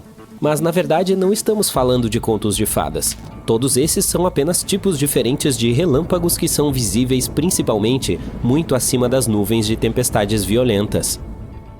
Vejamos os sprites vermelhos. Eles são flashes de luz que aparecem acima de tempestades que vêm em grupos. São raros, pois são causados apenas por um tipo específico de relâmpago chamado de relâmpago positivo nuvem-solo. Assim, uma carga positiva é transferida de uma nuvem de trovoada para o solo durante a queda de um raio. Esses tipos de raios representam apenas 10% de todos. Por mais de um século, muitos acreditaram que esses flashes eram apenas lendas urbanas. As pessoas de fato os viam de tempos em tempos, mas os flashes eram tão breves que mesmo que você tivesse tido a sorte de vê-los, não teria tido tempo de chamar alguém para testemunhar esse fenômeno com você. Mesmo quando cientistas ou pilotos responsáveis falavam sobre eles, a comunidade científica, em sua maioria, os ignorava. Em 1989, algo estranho aconteceu. Pesquisadores da Universidade de Minnesota conseguiram filmar os sprites. E foi assim que tudo começou. Pessoas de todo o mundo começaram a compartilhar vídeos e fotos de sprites vermelhos. Os sprites vermelhos podem começar como bolas de 100 metros feitas de ar ionizado. Essas bolas caem de alturas de cerca de 80 km a 10% da velocidade da luz. E os pesquisadores têm estudado não apenas os relâmpagos que caem das nuvens furiosas, mas também esses flashes coloridos que sobem em direção ao espaço. Portanto, a eletricidade se estica até a ionosfera eletricamente carregada, mas ao mesmo tempo se esmaga em direção ao solo. Os sprites vermelhos têm formas diferentes, como esses grandes sprites que lembram águas vivas e que às vezes têm áreas que medem até 77 km². Você pode ver sprites do tipo cenoura ou do tipo coluna. Eles são semelhantes, mas os do tipo cenoura também têm gavinhas longas. As partes inferiores das gavinhas são geralmente azuis, enquanto as superiores são vermelhas. Em 22 de agosto de 2022, conseguimos tirar algumas fotos impressionantes de faixas vermelhas brilhantes no céu sobre o deserto do Atacama, no Chile. Elas estavam cercadas por outro brilho maior de cor esverdeada. É algo que chamamos de luminescência atmosférica, e só é possível vê-la tão bem quando não há poluição luminosa. Basicamente é quando usamos muita luz artificial. E, entre outras coisas, ela não nos permite observar estrelas e outros objetos que, de outra forma, poderíamos ver no céu. E essa luminescência atmosférica acontece por causa dos átomos de nitrogênio e oxigênio na nossa atmosfera. Durante o dia, a luz do Sol arranca seus elétrons. Em seguida, eles se recombinam lentamente com seus elétrons, e esse é um processo que faz com que brilhem. Como se pode ver um sprite vermelho? Primeiro é preciso encontrar uma grande tempestade. Eles são mais comuns no verão e na primavera. É claro que os sprites podem aparecer a qualquer momento, se houver tempestades fortes com raios no nível do solo. O céu precisa estar limpo e muito escuro, de preferência sem luar intenso. E a tempestade deve estar a cerca de 160 a 320 km de distância. Dessa forma, as nuvens não bloquearão o céu e você terá melhor visibilidade. No cenário perfeito, a tempestade estará se movendo ao longo de um horizonte distante, de modo que será possível ver tudo acima do topo das nuvens. Você pode rastrear uma tempestade com um radar meteorológico. Seus olhos precisam de tempo para se adaptar à escuridão ao seu redor. Dê a eles algum tempo, cerca de 20 a 30 minutos. Mantenha seus olhos acima das nuvens e tente não olhar diretamente para elas. Ignore os relâmpagos. Um sprite aparecerá talvez uma vez a cada 200 relâmpagos. Não espere realmente capturá-lo na câmera, não é fácil, mas a vista em si provavelmente fará a espera valer a pena. Esse e outros eventos luminosos semelhantes são algo que chamamos de TLEs, do inglês para eventos luminosos transientes. Também vale a pena mencionar os jatos azuis. São luzes azuis fracas que sobem como um sopro de fumaça muito rápido acima de fortes tempestades de granizo. Também são muito raros e, na maioria dos casos, você só poderá vê-los de um avião. E agora chegamos às criaturas dos contos de fadas. Elves. Quando falamos de relâmpagos, são breves discos de luz fraca que podem ser vistos a cerca de 100 km de altura na atmosfera. Parece elfos, mas é apenas uma abreviação do termo em inglês. Seu nome completo é emissões de luz e perturbações de frequência muito baixa devido a fontes de pulsos eletromagnéticos. Sim, sugiro que fiquemos com elfos. Mudando para Trolls. São pontos vermelhos que aparecem perto do topo das nuvens após o flash de um sprite vermelho muito poderoso. Os gnomes são os flashes menores e mais rápidos. Estamos falando de minúsculos picos brancos de luz que piscam do topo de uma grande nuvem bigorna de nuvens de trovão. A bigorna é aquela nuvem alongada que você vê no topo de uma tempestade violenta. Ela se espalha a favor do vento junto com os ventos de nível superior, e os gnomes duram apenas 1 microsegundo. E vejam só, os raios globulares têm a forma de esferas de fogo que podem ser do tamanho de uma bola de golfe ou podem crescer até o tamanho de uma bola de praia muito grande. Eles podem ser amarelos, vermelhos, brancos, laranja, verdes ou roxos, e podem permanecer vivos por alguns segundos, às vezes até minutos. Ao longo dos séculos, muitas pessoas têm falado sobre ter visto raios globulares, às vezes até flutuando em suas casas.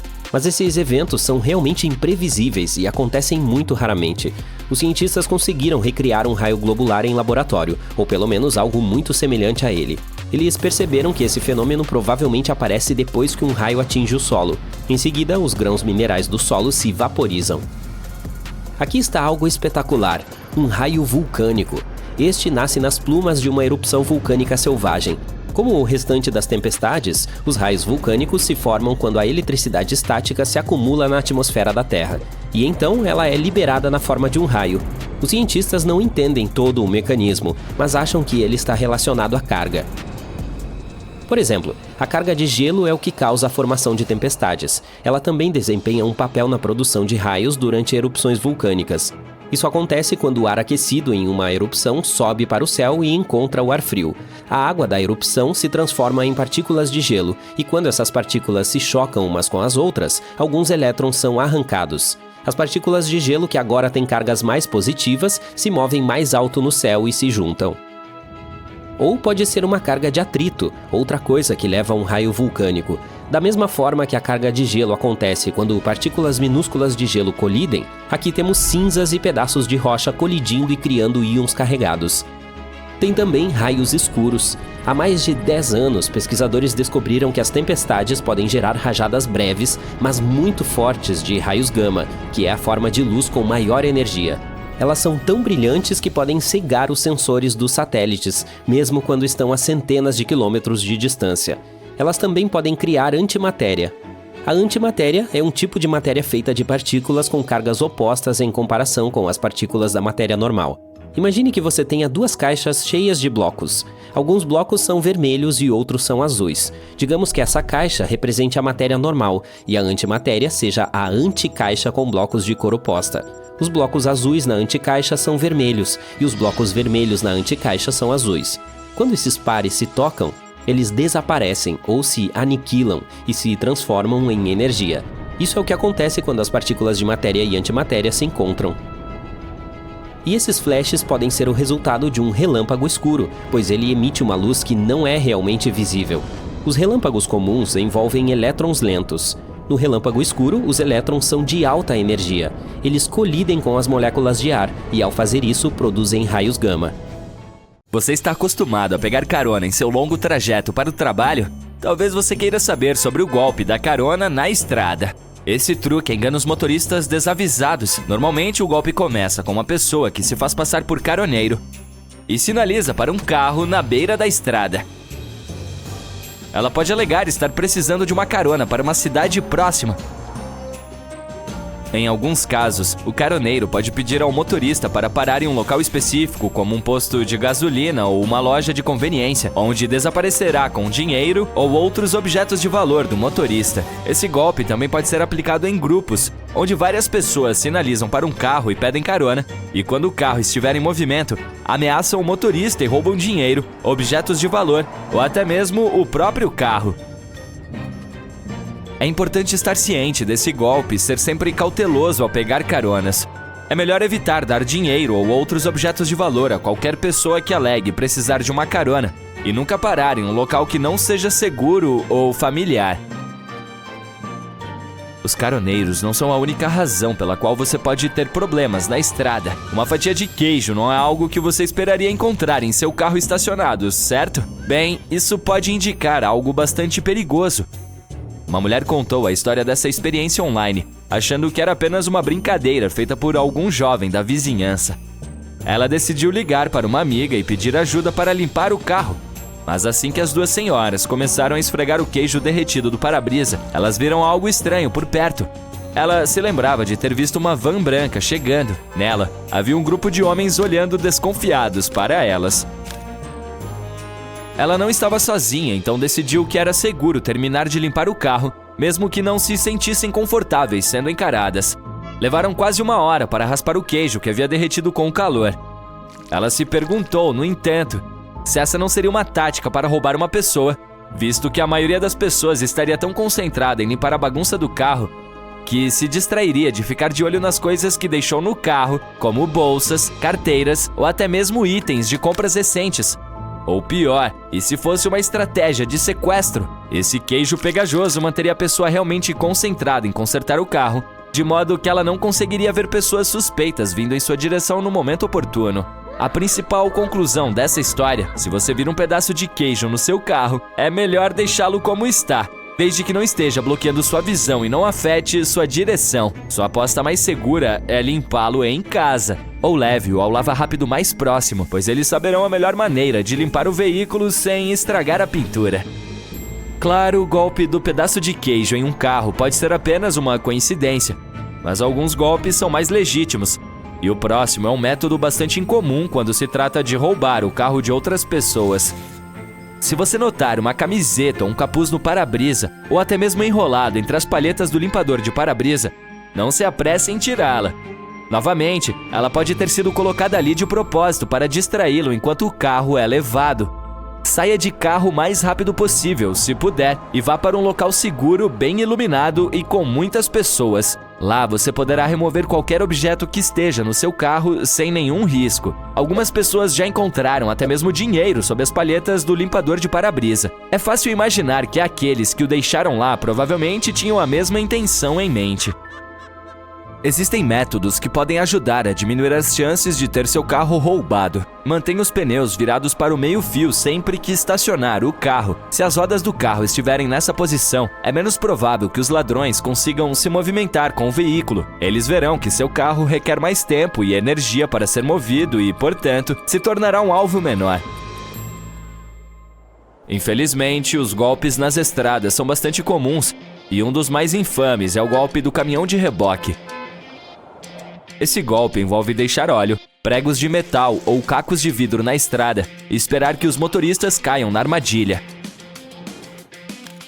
Se o seu carro for danificado em uma situação como essa, os golpistas aparecerão repentinamente do nada e oferecerão serviços de reboque a preços extremamente altos.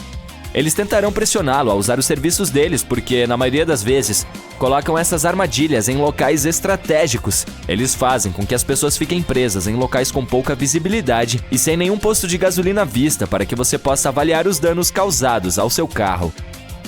Em uma situação em que você não tem outra opção a não ser autorizar o reboque do seu carro, eles também se aproveitarão da situação e o levarão para oficinas não aprovadas pela sua seguradora. Isso significa que você terá de pagar ainda mais para recuperar seu carro. Se você dirige há bastante tempo, sabe que o motorista que bate na traseira de outro veículo é sempre o culpado, porque você deve sempre manter uma distância confortável do carro à sua frente para que possa parar o carro com segurança em caso de emergência. Alguns golpistas se aproveitam disso, freando repetidamente de forma repentina, fazendo com que você os atinja. Essa tática perigosa é usada para obter dinheiro por supostos danos e até mesmo por despesas médicas fictícias. Para evitar ser vítima desse tipo de golpe, você deve reduzir a velocidade e manter uma distância segura, especialmente de veículos suspeitos ou motoristas caóticos. Se um golpista continuar a incomodá-lo no trânsito, o melhor a fazer é dirigir até a delegacia de polícia mais próxima e denunciá-lo. Imagine o seguinte, você está dirigindo na estrada e de repente, um motociclista chama sua atenção e aponta que suas rodas estão soltando fumaça. Você rapidamente encosta no acostamento da estrada. O motociclista então se oferece para ajudar chamando um mecânico para verificar suas rodas. Surpreendentemente, o mecânico chega lá muito rápido, mas desativa o sistema de freios enquanto inspeciona a causa da fumaça. Em seguida, ele pede que você teste os freios, que, obviamente, não estarão funcionando, pois ele já os desativou. Fingindo ser prestativo, ele se oferece para consertar os freios para você, mas cobrará um preço altíssimo por isso. Moral da história, fique com seu mecânico ou empresa de reboque de confiança. Nunca se sabe quem você vai encontrar na estrada. Alguns golpes são apenas lendas urbanas. Muitas pessoas afirmam ter visto o homem do caminho errado nas estradas. Uma versão dessa história menciona um homem preso dirigindo em ruas de mão única na direção oposta, causando caos e confusão enquanto os outros motoristas tentam evitá-lo. Dizem que o homem é louco e perigoso, com um olhar selvagem e andando na contramão, dirigindo de forma imprudente. Outras histórias dizem que ele nem mesmo está dirigindo, mas que ao ver essa pessoa misteriosa na beira da estrada enquanto dirigimos para casa, devemos dar meia volta e não voltar para casa por pelo menos uma semana. Isso se você não quiser que algo de ruim aconteça. Há inúmeras histórias de quase acidentes e acidentes com essa figura misteriosa. Alguns até dizem que foram atingidos pelo homem e que, como resultado, sofreram ferimentos graves. Apesar das muitas histórias, não há evidência concreta que sugira que o homem do caminho errado realmente exista. Muitos especialistas acreditam que a lenda é simplesmente um conto de advertência, com o objetivo de lembrar as pessoas de estarem atentas ao seu entorno e de dirigirem com segurança. Entretanto, a lenda persiste e continua sendo transmitida de geração em geração, o que a torna um dos mitos urbanos mais duradouros de todos os tempos.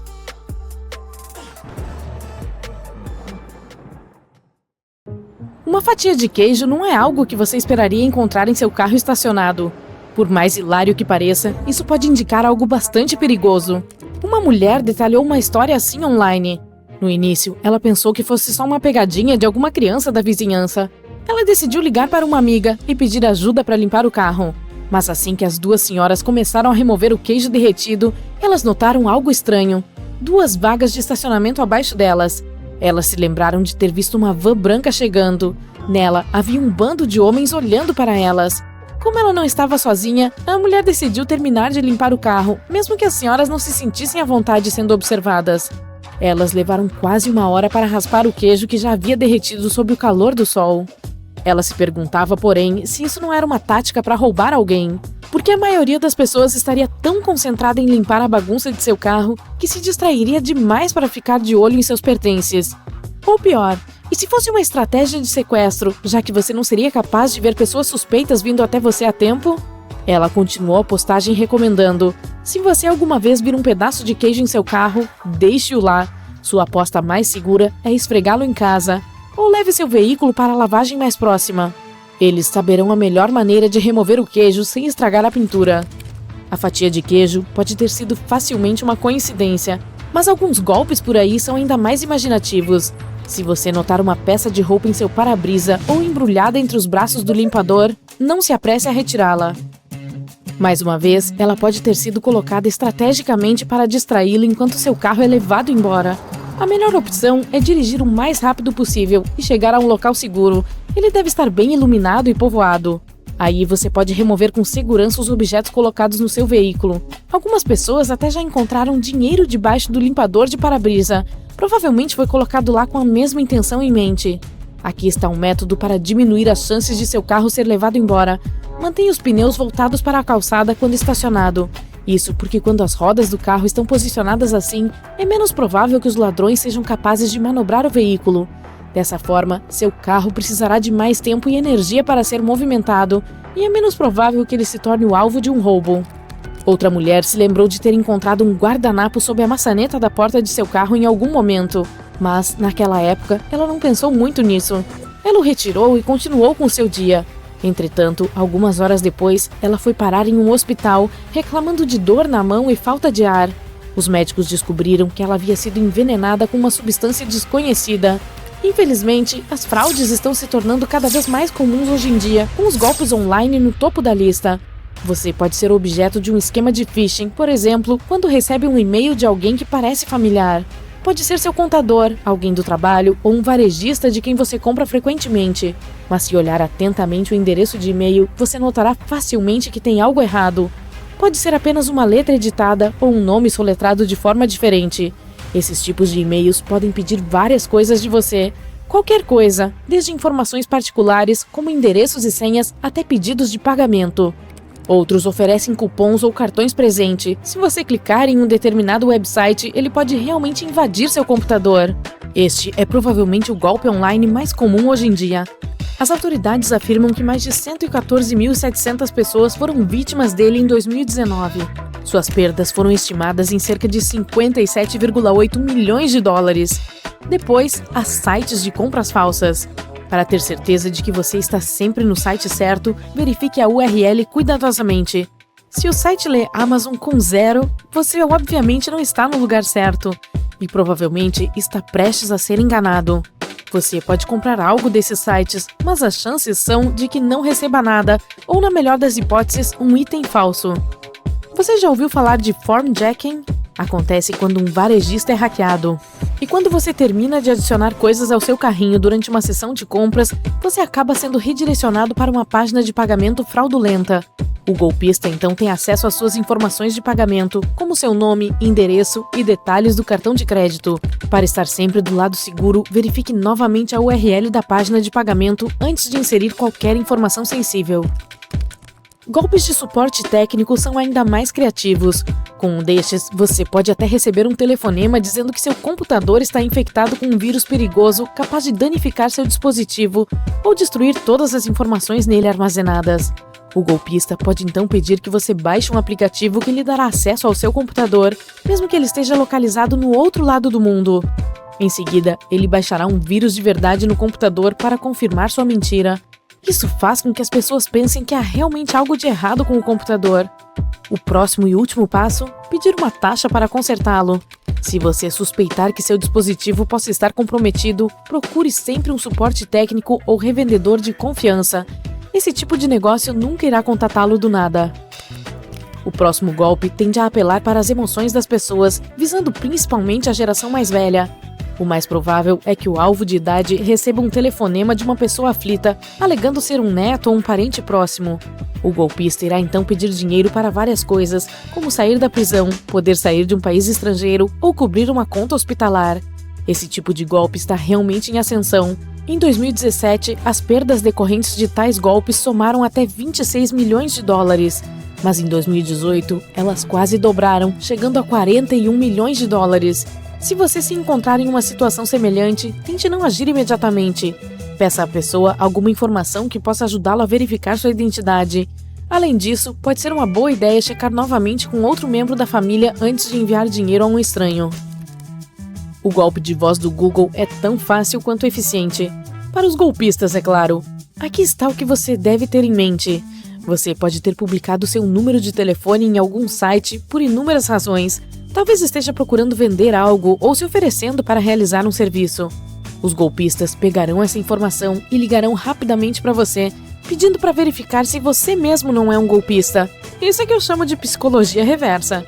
Você será solicitado a passar um código de verificação do Google.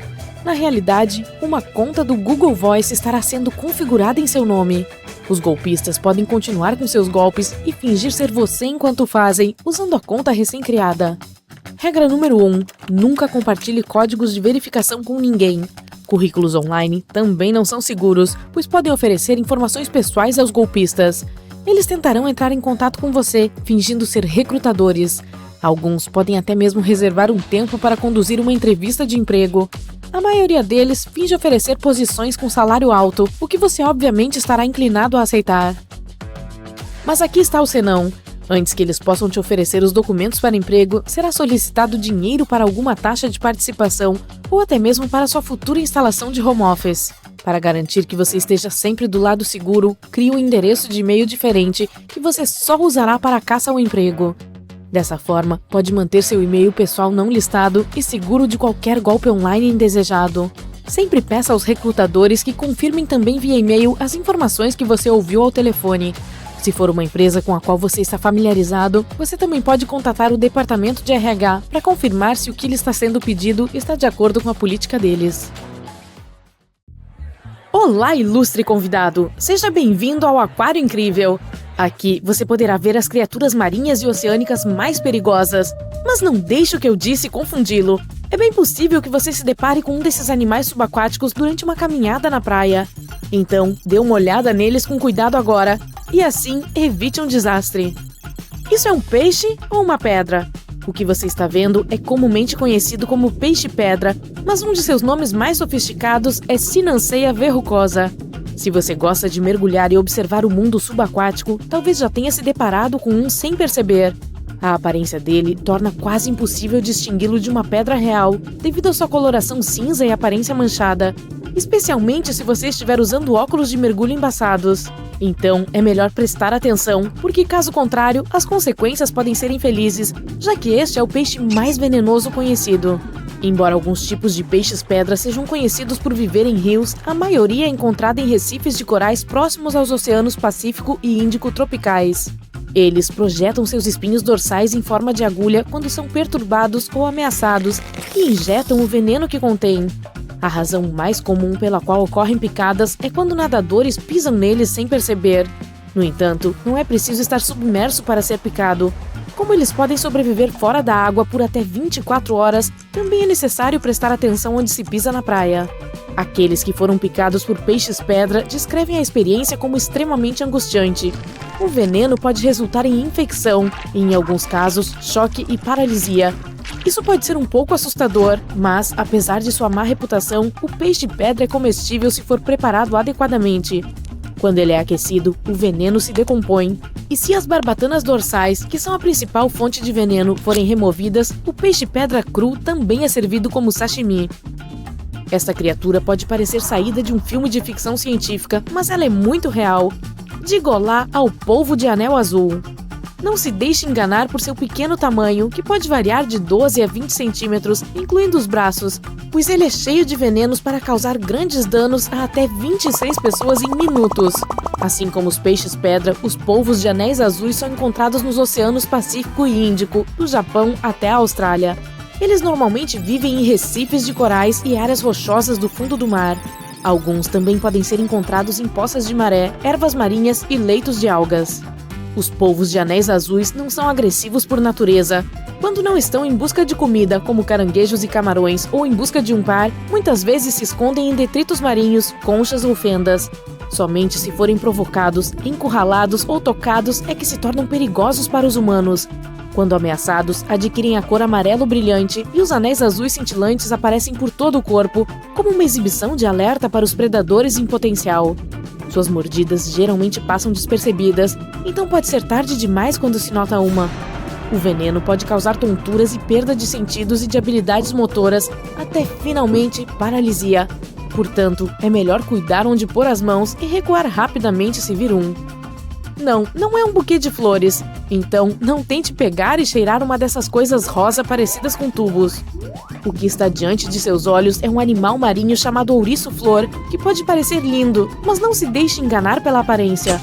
Ele foi eleito o ouriço marinho mais perigoso em 2014 no Guinness World Records. A espécie habita as áreas tropicais do Indo-Pacífico Ocidental e é encontrada entre recifes de corais, rochas, areia e leitos de ervas marinhas em profundidades de até 90 metros. A característica mais notável dela são os pedicelários, órgãos de defesa em forma de garra que também são encontrados nas estrelas do mar. O que torna os ouriços-flor diferentes de qualquer outro ouriço do mar é o fato de que seu pedicelário é parecido com uma flor e geralmente branco-rosado ou branco-amarelado com um ponto roxo central. Escondido sob essas flores há espinhos curtos e rombudos. Embora muitos ouriços marinhos liberem seu veneno por meio desses espinhos, os ouriços-flor distribuem seu veneno por meio de seus pedicelários ou flores. Se eles não forem perturbados, as pontas dessas flores geralmente são expandidas em formas redondas parecidas com copos. Em suas superfícies, há minúsculos sensores com os quais podem detectar ameaças. E assim que entram em contato com essas ameaças, essas flores imediatamente se fecham e começam a injetar veneno. O que é estranho é que as pequenas garras delas às vezes podem quebrar e cair de seus caules, grudar no ponto de contato e continuar injetando veneno por horas no intruso. Parece uma poça gigante de sorvete de framboesa derretido, certo? Pode crer, mas é uma água-viva juba de leão, que também é chamada de água-viva cabeluda. Ela é conhecida por preferir águas frias. É por isso que pode ser encontrada principalmente no Ártico, no norte do Atlântico e do Oceano Pacífico. Mas é possível avistá-la também nas Ilhas Britânicas e na Escandinávia. A juba de leão é uma das maiores espécies conhecidas de água-viva. Ela recebe esse nome por seus longos tentáculos parecidos com cabelos que podem atingir até 3 metros de comprimento. E embora o diâmetro médio de seu sino seja de cerca de 50 centímetros, às vezes ele pode chegar a mais de 2 metros. A maior água-viva juba de leão registrada foi vista em 1865 na costa de Massachusetts. Foi medida com tentáculos de cerca de 36 metros de comprimento e diâmetro de 2 metros. Para te ajudar a imaginar, isso é mais longo que uma baleia azul. O animal caça estendendo seus tentáculos para fora e criando uma armadilha para pegar sua comida. São cerca de 1.200 tentáculos urticantes e os peixes teriam que ter muita sorte para escapar deles. A picada geralmente não é fatal, mas é bom evitar nadar em seus tentáculos, pois pode ser muito doloroso para os humanos. E se você vir uma na praia, é melhor não tocá-la, pois ainda pode picar mesmo muito tempo depois de estar na areia. Curiosidade, essa água-viva aparece como suspeita na história A Juba de Leão, de Sherlock Holmes. Mas não se preocupe, não vamos dar spoiler. O último animal marinho que você está vendo agora é uma cobra marinha. E sim, ela é diferente das enguias. Existem 69 espécies identificadas de cobras marinhas. A maioria pode ser encontrada nas águas tropicais e subtropicais dos oceanos Índico e Pacífico, e elas existem há milhões de anos.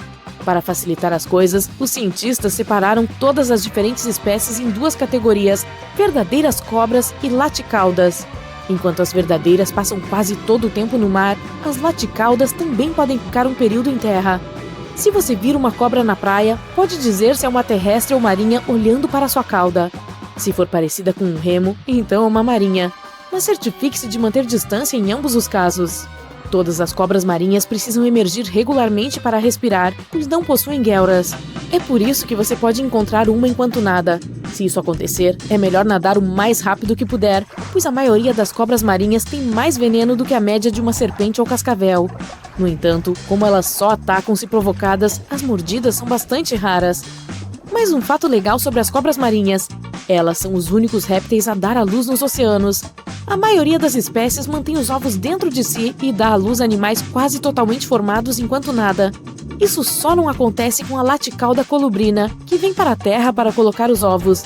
Lembra do peixe-pedra do início do nosso passeio? Ele é caçado pelas cobras marinhas, culpa da cadeia alimentar. A anomalia do Mar Báltico. Em 2011, uma equipe de mergulho desceu ao fundo da parte norte do Mar Báltico em uma caça ao tesouro. Mas o que encontraram foi um objeto muito estranho. Quando tiraram fotos e as mostraram a outros, muitos acreditavam que era uma nave espacial afundada de outra civilização. Outras pessoas disseram que o objeto havia sido formado por causas naturais, mas os metais dentro da estrutura não poderiam ter se juntado naturalmente. Agora, alguns cientistas até creem que foi algo que surgiu na Idade do Gelo. Talvez tenha sido até um meteorito que acabou preso sob o gelo naquela época. Um maelstrom é um redemoinho, uma espécie de corrente rotacional poderosa que se forma quando duas correntes colidem e criam um vórtice circular. Mesmo os destemidos vikings tinham medo de maelstroms, porque eram tão poderosos que podiam afundar grandes navios. Esses redemoinhos são perigosos até hoje, mas felizmente não para as embarcações modernas que são grandes o suficiente para suportar a força deles. Mas um navio de cruzeiro que entra em um maelstrom geralmente enfrenta ondas enormes que podem balançá-lo de um lado para o outro de maneira muito intensa. Um maelstrom pode ser tão forte que é capaz de se transformar em algo como um buraco negro subaquático. Sim, buracos negros não existem apenas na extensão fria do espaço, mas também aqui em nosso planeta, girando nos oceanos. Eles são semelhantes aos do espaço, já que são compactados com tanta força que nada que entra neles pode escapar. Os buracos negros subaquáticos geralmente se estendem até 150 km de diâmetro, e se você entrasse em um desses, provavelmente nem saberia, porque agem como vórtices. Mas devido ao seu tamanho, até mesmo os profissionais dificilmente podem ver seus limites. Agora algo mais relaxante. Da próxima vez que você for à praia, preste atenção e talvez veja um fenômeno óptico chamado raio verde. Você pode observar isso logo após o pôr do sol ou logo antes do nascer dele. Ocorre quando ele está quase completamente abaixo do horizonte, enquanto sua borda, a superior, ainda está visível. Por apenas 1 segundo ou 2, essa borda terá uma coloração esverdeada. É porque você está olhando para o Sol através de partes mais grossas da atmosfera, enquanto ele se move pelo céu. À medida que está mergulhando abaixo do horizonte, a luz refrata, ou se dobra, na atmosfera e se dispersa. Espere por um dia claro sem nuvens ou neblina no horizonte para ver esse fenômeno com mais clareza. Você estava ansioso para nadar quando percebe que a água no oceano está com uma cor avermelhada. Melhor evitar entrar. A Flórida é conhecida por suas marés vermelhas. Ocorre quando a concentração de algas microscópicas específicas é maior do que o normal. Milhares de espécies em águas marinhas e frescas são praticamente inofensivas para animais e humanos. Elas até nos ajudam, já que são uma importante fonte de oxigênio. Mas algumas, como as que tornam o oceano vermelho, podem ser extremamente perigosas para animais marinhos, como tartarugas, peixes e aves. Esse tipo pode crescer descontroladamente e produzir neurotoxinas prejudiciais aos seres humanos, especialmente aqueles com problemas respiratórios. Essas pessoas devem evitar áreas de maré vermelha, especialmente quando os ventos são fortes o suficiente para empurrar as algas em direção à costa. Os vulcões podem expelir gás venenoso, cinzas e lava incandescente. Estes são os perigos mais óbvios que a maioria de nós já conhece. Mas os vulcões submarinos podem ser muito complicados à sua maneira. Às vezes, quando localizados em águas rasas, revelam sua presença jogando detritos de rocha e vapor bem acima da superfície. Como esses vulcões são cercados por um suprimento ilimitado de água, podem se comportar de forma diferente daqueles em terra. Quando entram em erupção, a água do mar penetra em aberturas submarinas ativas. A lava pode se espalhar por um fundo marinho raso, ou às vezes até fluir para o mar a partir de vulcões terrestres. Quando na água, pode esfriar tão rapidamente que se transforma em pedaços de pedra e areia. Então há grandes quantidades de detritos vulcânicos. Você conhece aquelas praias populares de areia preta no Havaí? Foi assim que elas se formaram. Lava quente e erupções poderosas certamente não oferecem segurança, mas vulcões submarinos em águas mais profundas são igualmente perigosos, mesmo que não estejam necessariamente em erupção. Eles produzem muitas bolhas, que reduzem a densidade das águas ao seu redor, podendo até mesmo afundar navios. O pior é que, quando você olha para a superfície, não consegue perceber que algo está errado. Mas, ao mesmo tempo, pequenas bolhas estão lá, fazendo com que os navios percam a flutuabilidade e com muito pouco alarde. Um mar cruzado é um fenômeno raro, bonito de se observar, mas também muito perigoso. É quando você vê ondas quadradas, que são mais comuns em partes rasas do oceano. Isso ocorre com frequência na França ou em certas praias de Tel Aviv, mas também pode ser visto em muitas áreas costeiras em todo o mundo. Um mar cruzado ocorre quando dois padrões de ondas viajam em ângulos oblíquos. Elas formam esse padrão de tabuleiro de xadrez, o que se dá principalmente quando dois swells se encontram, ou quando um empurra ondas em uma direção, enquanto um vento forte as empurra para outra. Essas ondas quadradas podem ser perigosas para nadadores e embarcações. As que são produzidas por fortes correntes oceânicas se tornam bastante imprevisíveis e altas, chegando a alcançar quase 3 metros. Esse fenômeno às vezes é chamado de paredes brancas. Essas ondas podem ser tão poderosas que conseguem virar até mesmo embarcações grandes.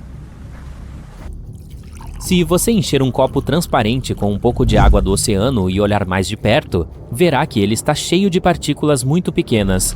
A água do mar contém sais dissolvidos, gorduras, algas, proteínas, detergentes e outros pedaços de matéria artificial e orgânica. Se você agitar esse copo, verá pequenas bolhas se formando em sua superfície. É assim que a espuma marinha se forma quando ondas e ventos agitam o oceano. Assim, a espuma espessa que vemos no mar pode ter sido causada pelas florações de algas. Quando grandes florações de algas se separam no mar, muito dessa matéria se move em direção à terra seca. A maioria dos tipos de espuma marinha não é perigosa para os seres humanos, mas se as florações de algas se separam, isso é capaz de causar um impacto negativo tanto no meio ambiente quanto nas pessoas. Por exemplo, quando as bolhas de espuma do mar estouram, as toxinas que elas contêm são liberadas no ar e podem irritar os olhos ou causar alguns outros problemas de saúde. Você pode ver um macaréu nas áreas onde um rio desemboca em um mar ou um oceano. É uma maré poderosa que vai contra a corrente e sobe o rio. Um macaréu causa uma mudança repentina de profundidade. É um aumento positivo, o que significa que aumenta o rio, tornando-o mais profundo. Uma mudança negativa é quando o rio de repente se torna muito raso. Não há macaréus em todos os lugares. O rio deve ser bastante raso, com uma saída estreita para o mar. O lugar onde eles se encontram deve ser plano e largo. Além disso, a área entre a maré baixa e alta deve ter pelo menos 6 metros de diâmetro. Claro, existem algumas exceções, como o rio Amazonas, o maior do mundo. Por lá, os macaréus são chamados de pororoca. A foz do Amazonas não é estreita, mas acontecem macaréus. Isso porque sua boca é rasa e tem muitos bancos de areia e ilhas baixas. O macaréu é tão forte lá que o rio nem tem um delta. Seu sedimento vai diretamente para o Oceano Atlântico, onde correntes rápidas o levam embora. Um macaréu é muitas vezes imprevisível e pode ser extremamente forte. Em muitos casos, muda a cor do rio de esverdeado ou azul para marrom. Pode danificar a vegetação ou até mesmo arrancar árvores do chão. Portanto, esportes recreativos como caiaque e surf podem ser perigosos nessas áreas. Mesmo que você só queira conferir um macaréu, tenha cuidado. As ondas são capazes de varrer os pontos de vigia e arrastar qualquer coisa ou quem quer que esteja por lá. Esta árvore espinhosa sabe atirar, então é melhor você ficar longe dela. É chamada de assaco e você pode encontrá-la na Amazônia. Inicialmente, suas sementes crescem na forma de uma pequena abóbora. Com o passar do tempo, endurecem e amadurecem. Mas aí vem a parte divertida. Assim que atingem o pico de maturidade, as sementes estouram e disparam a uma velocidade de 240 km por hora, podendo atingir distâncias de cerca de 18 metros. É isso que torna tão arriscado estar por perto durante as explosões. Sem mencionar que as sementes também são venenosas. Ei, é 2 em 1. Claro, algumas árvores não crescem completamente na vertical, mas uma completamente dobrada, com seus galhos até tocando o chão, é algo surreal. A El Árbol de la Sabina é assim e cresce na Espanha.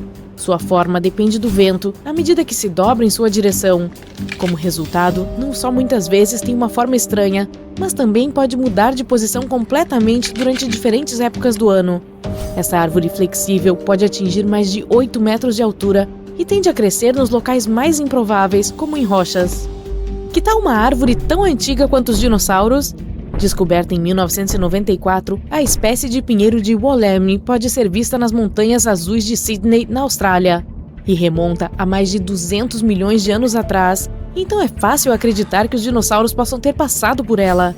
Como é uma espécie ameaçada de extinção e restam apenas 100 exemplares na natureza, os cientistas não têm vontade de revelar sua localização. Eles querem garantir sua preservação. Além disso, é importante para a ciência, pois seu estudo pode nos ajudar a descobrir novas informações sobre o passado da Terra. A casca de uma árvore pode nos ensinar muitas coisas, como diferentes períodos de temperatura ou exposição a vários produtos químicos. A árvore da vida recebe seu nome porque é capaz de suportar condições difíceis e ainda prosperar. Localizada nos arredores do deserto do Bahrein, a Prosopis cinerária tem um sistema de raízes muito profundo, o que a permite sobreviver no calor escaldante. Os cientistas ainda não conseguiram descobrir como consegue obter água suficiente. Ela é tão especial que reúne mais de 50 mil turistas a cada ano.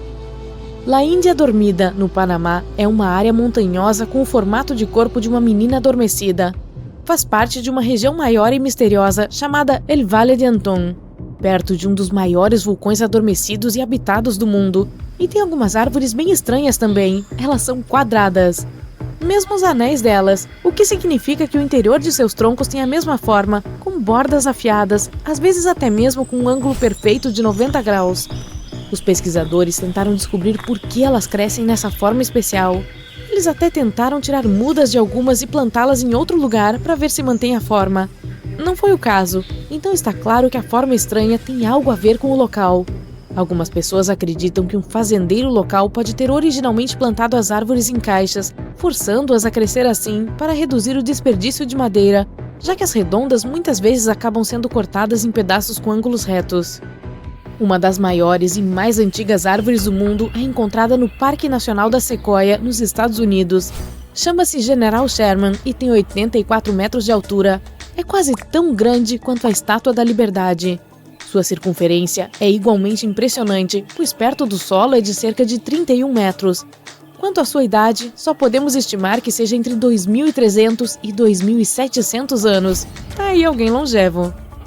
Existem muitas belas espécies de árvores por aí, mas nenhuma tão marcante quanto o eucalipto arco-íris, encontrado nas Filipinas.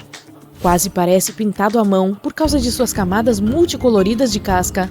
Ele também pinta suas camadas irregularmente, o que significa que mostra muitas cores ao mesmo tempo, do verde ao azul, depois do roxo ao laranja e finalmente chegando ao marrom. Não é usado para fins de decoração, mas sim para a fabricação de papel. Uma árvore localizada na Namíbia também é estranha em sua forma e bastante perigosa, a árvore garrafa. Ok, em termos de forma, é bastante autoexplicativo, com um tronco redondo que se estreita em direção ao topo. Mas a seiva leitosa colhida dela é extremamente venenosa. Diz a lenda que os caçadores locais costumavam mergulhar suas flechas nela para aumentar a eficiência. Ela fica muito bonita durante a temporada de floração, com flores que crescem em rosa e branco com um centro vermelho. Ver uma árvore torta de vez em quando não é tão especial, mas uma floresta inteira delas... Para isso, você teria que viajar para a cidade polonesa de Gryfino. Perto dela, existe uma floresta feita de 400 árvores com formas estranhas. Elas foram curvadas com intervenção mecânica. Não cresceram assim, mas seu propósito continua sendo um mistério até hoje. Algumas pessoas disseram que é porque a madeira era destinada a móveis ou até mesmo à construção de barcos, mas de qualquer forma, a floresta acabou sendo abandonada. Uma árvore da seda tomou conta dos antigos templos Tapron do Camboja, criando uma vista espetacular. Os enormes galhos ficaram livres para crescer sobre as estruturas por centenas de anos, desde o século XII. Os templos foram restaurados e são acessíveis aos turistas. Já a sangue de dragão cresce nas Ilhas Canárias do noroeste da África. Os habitantes locais costumavam dizer que quando um dragão morre, ele se transforma em uma árvore. Com impressionantes 15 metros de altura, ela ganhou esse nome devido à sua seiva vermelha, que pode ser colhida da casca. A substância vermelha é até hoje usada para corantes e na medicina. Um dos maiores, mais antigos e mais impressionantes espécimes do mundo é o baobá de Sunland, na África do Sul. Tem 22 metros de altura e uma circunferência de 47 metros. O que o torna ainda mais espetacular é o fato de ser naturalmente oco por dentro. Então, um pequeno lounge foi criado dentro dele em 1933. Inicialmente, tinha espaço para até 20 pessoas, mas agora pode hospedar até 60, sem mencionar que tem mais de 6.000 anos. A bétula branca se espalhou pela Escandinávia e pelo nordeste da Europa e encontrou uma maneira de refletir a luz. Sua casca ficou de cor mais clara e durante a estação mais fria, quando seus galhos também congelam, a visão é uma espécie de um país das maravilhas naturais do inverno. Também desenvolveu uma parceria com um fungo que se conecta às suas raízes e se estende sobre a floresta, acumulando nutrientes aos quais as árvores não têm acesso. Para esses serviços, elas fornecem açúcares para os fungos. O companheiro da bétula é perigoso e não deve ser consumido pelas pessoas. É fácil de reconhecer, com a clássica cabeça de cogumelo vermelha com topos brancos. Um festival natural que não se pode perder é a temporada de flores de cerejeira do Japão. A flor rosa branca está profundamente enraizada na cultura japonesa, andando lado a lado com um ditado local chamado Mono no Aware. Será que eu acertei a pronúncia? Que se traduz mais ou menos para o fato de que tudo é temporário, independentemente de quão perfeito ou bonito seja. Se você visitar o Japão, verá rapidamente que o símbolo da flor de cerejeira está em toda parte, desde logotipos da empresa até roupas ou utensílios domésticos. O Parque Nacional de Yosemite, nos Estados Unidos, já teve uma incrível estrutura de árvores que foi transformada em um túnel. Era uma sequoia vermelha, com 69 metros de altura, que foi apelidada de Wawona, a palavra nativa americana para o piado de uma coruja. Ela caiu em 1969 por causa da neve pesada, mas sobreviveu como um ecossistema para animais, plantas e insetos. Agora é chamada de a Árvore do Túnel Caído. Uma espécie conhecida como Flusuf Belinjuif, bom, você pode ler, é a planta mais rara da Terra. O livro Guinness dos Recordes registrou uma única árvore desse tipo na costa da Nova Zelândia. Nem sempre foi tão solitária, mas os humanos levaram cabras para a ilha que beliscaram todos os outros membros de sua família. Felizmente, os cientistas estão procurando maneiras de plantar novos espécimes. Algo interessante ocorreu recentemente em Dakota do Sul, nos Estados Unidos. Viralizou na internet, então talvez você já tenha tomado conhecimento disso. Em julho de 2022, o céu neste estado de repente ficou verde. Bem, o que aconteceu? Foi causado pelo ser humano ou pela natureza? Vamos descobrir. Terça-feira, 5 de julho de 2022. Pouco depois de uma forte tempestade, o céu sobre Dakota do Sul ainda estava nublado. Os moradores locais notaram nele uma tonalidade verde escura intensa que nunca tinham visto antes. As pessoas disseram que parecia algo de ficção científica ou até mesmo de um filme de terror. Não é nenhuma surpresa que, imediatamente, tenham começado a espalhar as imagens e informações nas mídias sociais. Então compartilharam no Twitter fotos lindas, mas muito estranhas que mostravam o céu sobre Sioux Falls e algumas outras cidades. Mesmo que possa parecer algo sobrenatural, na realidade, esse não é um fenômeno aterrorizante. É um simples jogo de luz e da atmosfera. Algo assim é raro de acontecer e geralmente anuncia que climas extremos estão se aproximando.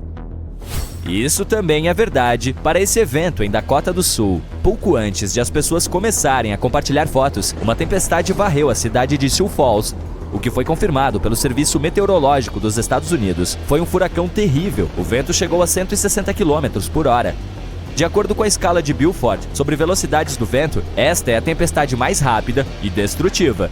Existem apenas 12 números nessa escala e a força máxima do vento começa em cerca de 118 km por hora. Mas por que isso não foi parar em todos os noticiários? Bom, porque é uma coisa comum para as pessoas locais. Tempestades ocorrem com muita frequência nos Estados Unidos, especialmente nos meses mais quentes. E uma em cada 10 tempestades pode se tornar algo sério, como um tornado. Esta não foi uma exceção. Foi uma famosa tempestade de derecho, um termo em espanhol para tempestades extensas e de longa duração. Na verdade, é uma combinação de um grupo rápido de tempestades e chuvas severas. As pessoas costumam dizer que um derecho é tão forte quanto um tornado. Ainda assim, há uma diferença entre eles. Um tornado é um vórtice, uma coluna rotativa de ar, geralmente tem cerca de 150 metros de diâmetro. Embora, às vezes, sua largura possa chegar a 4 quilômetros. Eu não invejo quem viu algo parecido. Mas o ponto principal é que o tornado gira. O vento se move muito rápido em um círculo perto de algum centro invisível.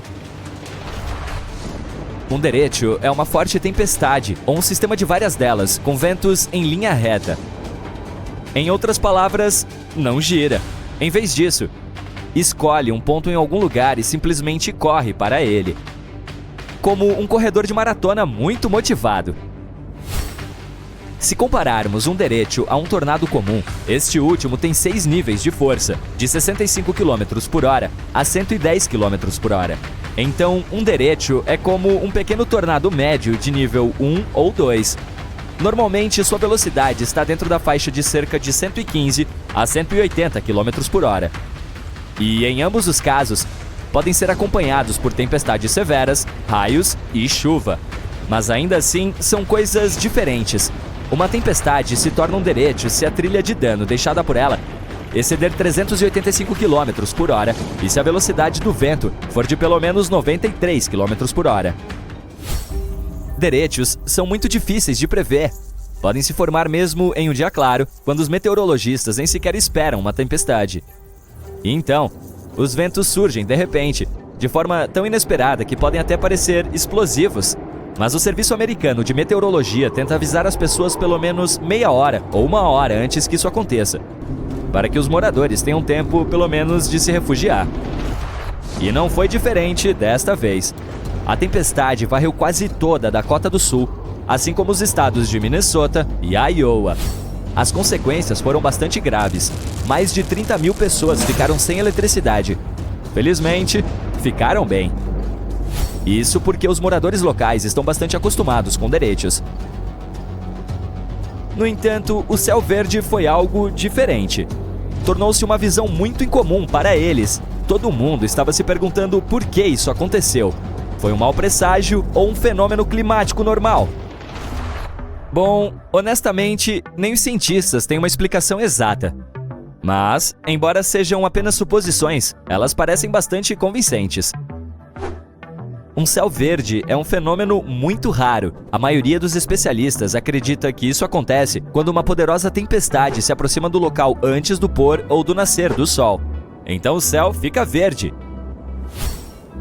Bill Cairns, meteorologista da NBC, que já viu um evento semelhante, sugere que a cor apareceu devido a um enorme volume de chuva de granizo antes da tempestade.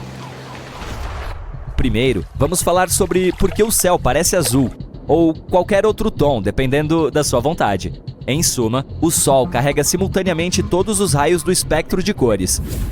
Pode parecer branco para nós, mas na verdade tem todas as cores ao mesmo tempo.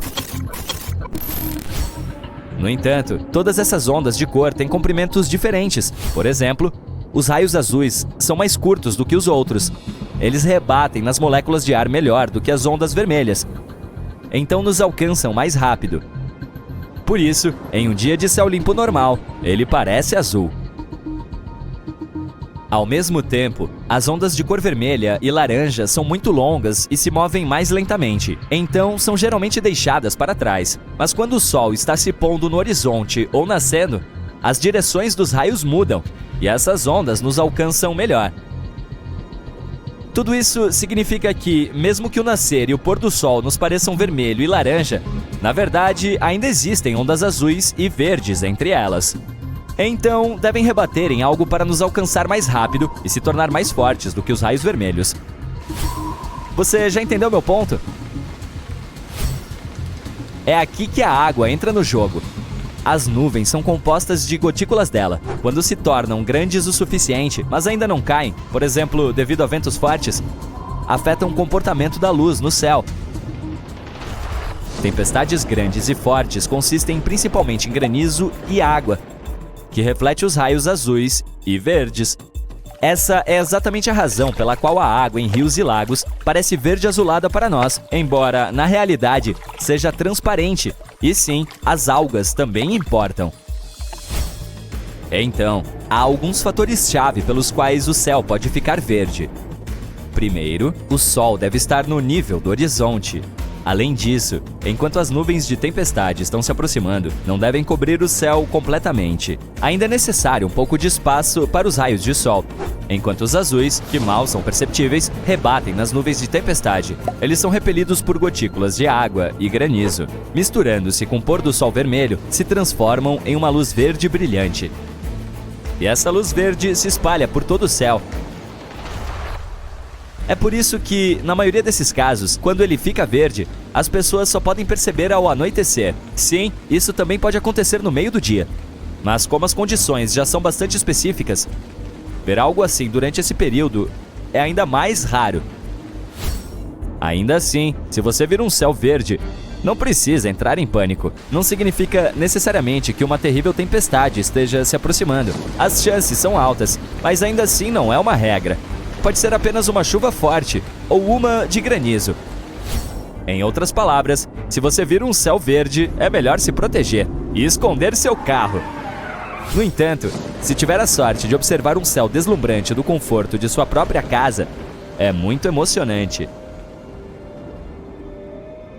Visualizar algo assim deve ser uma experiência muito especial. Algumas pessoas disseram que foi a coisa mais incrível que já tinham visto.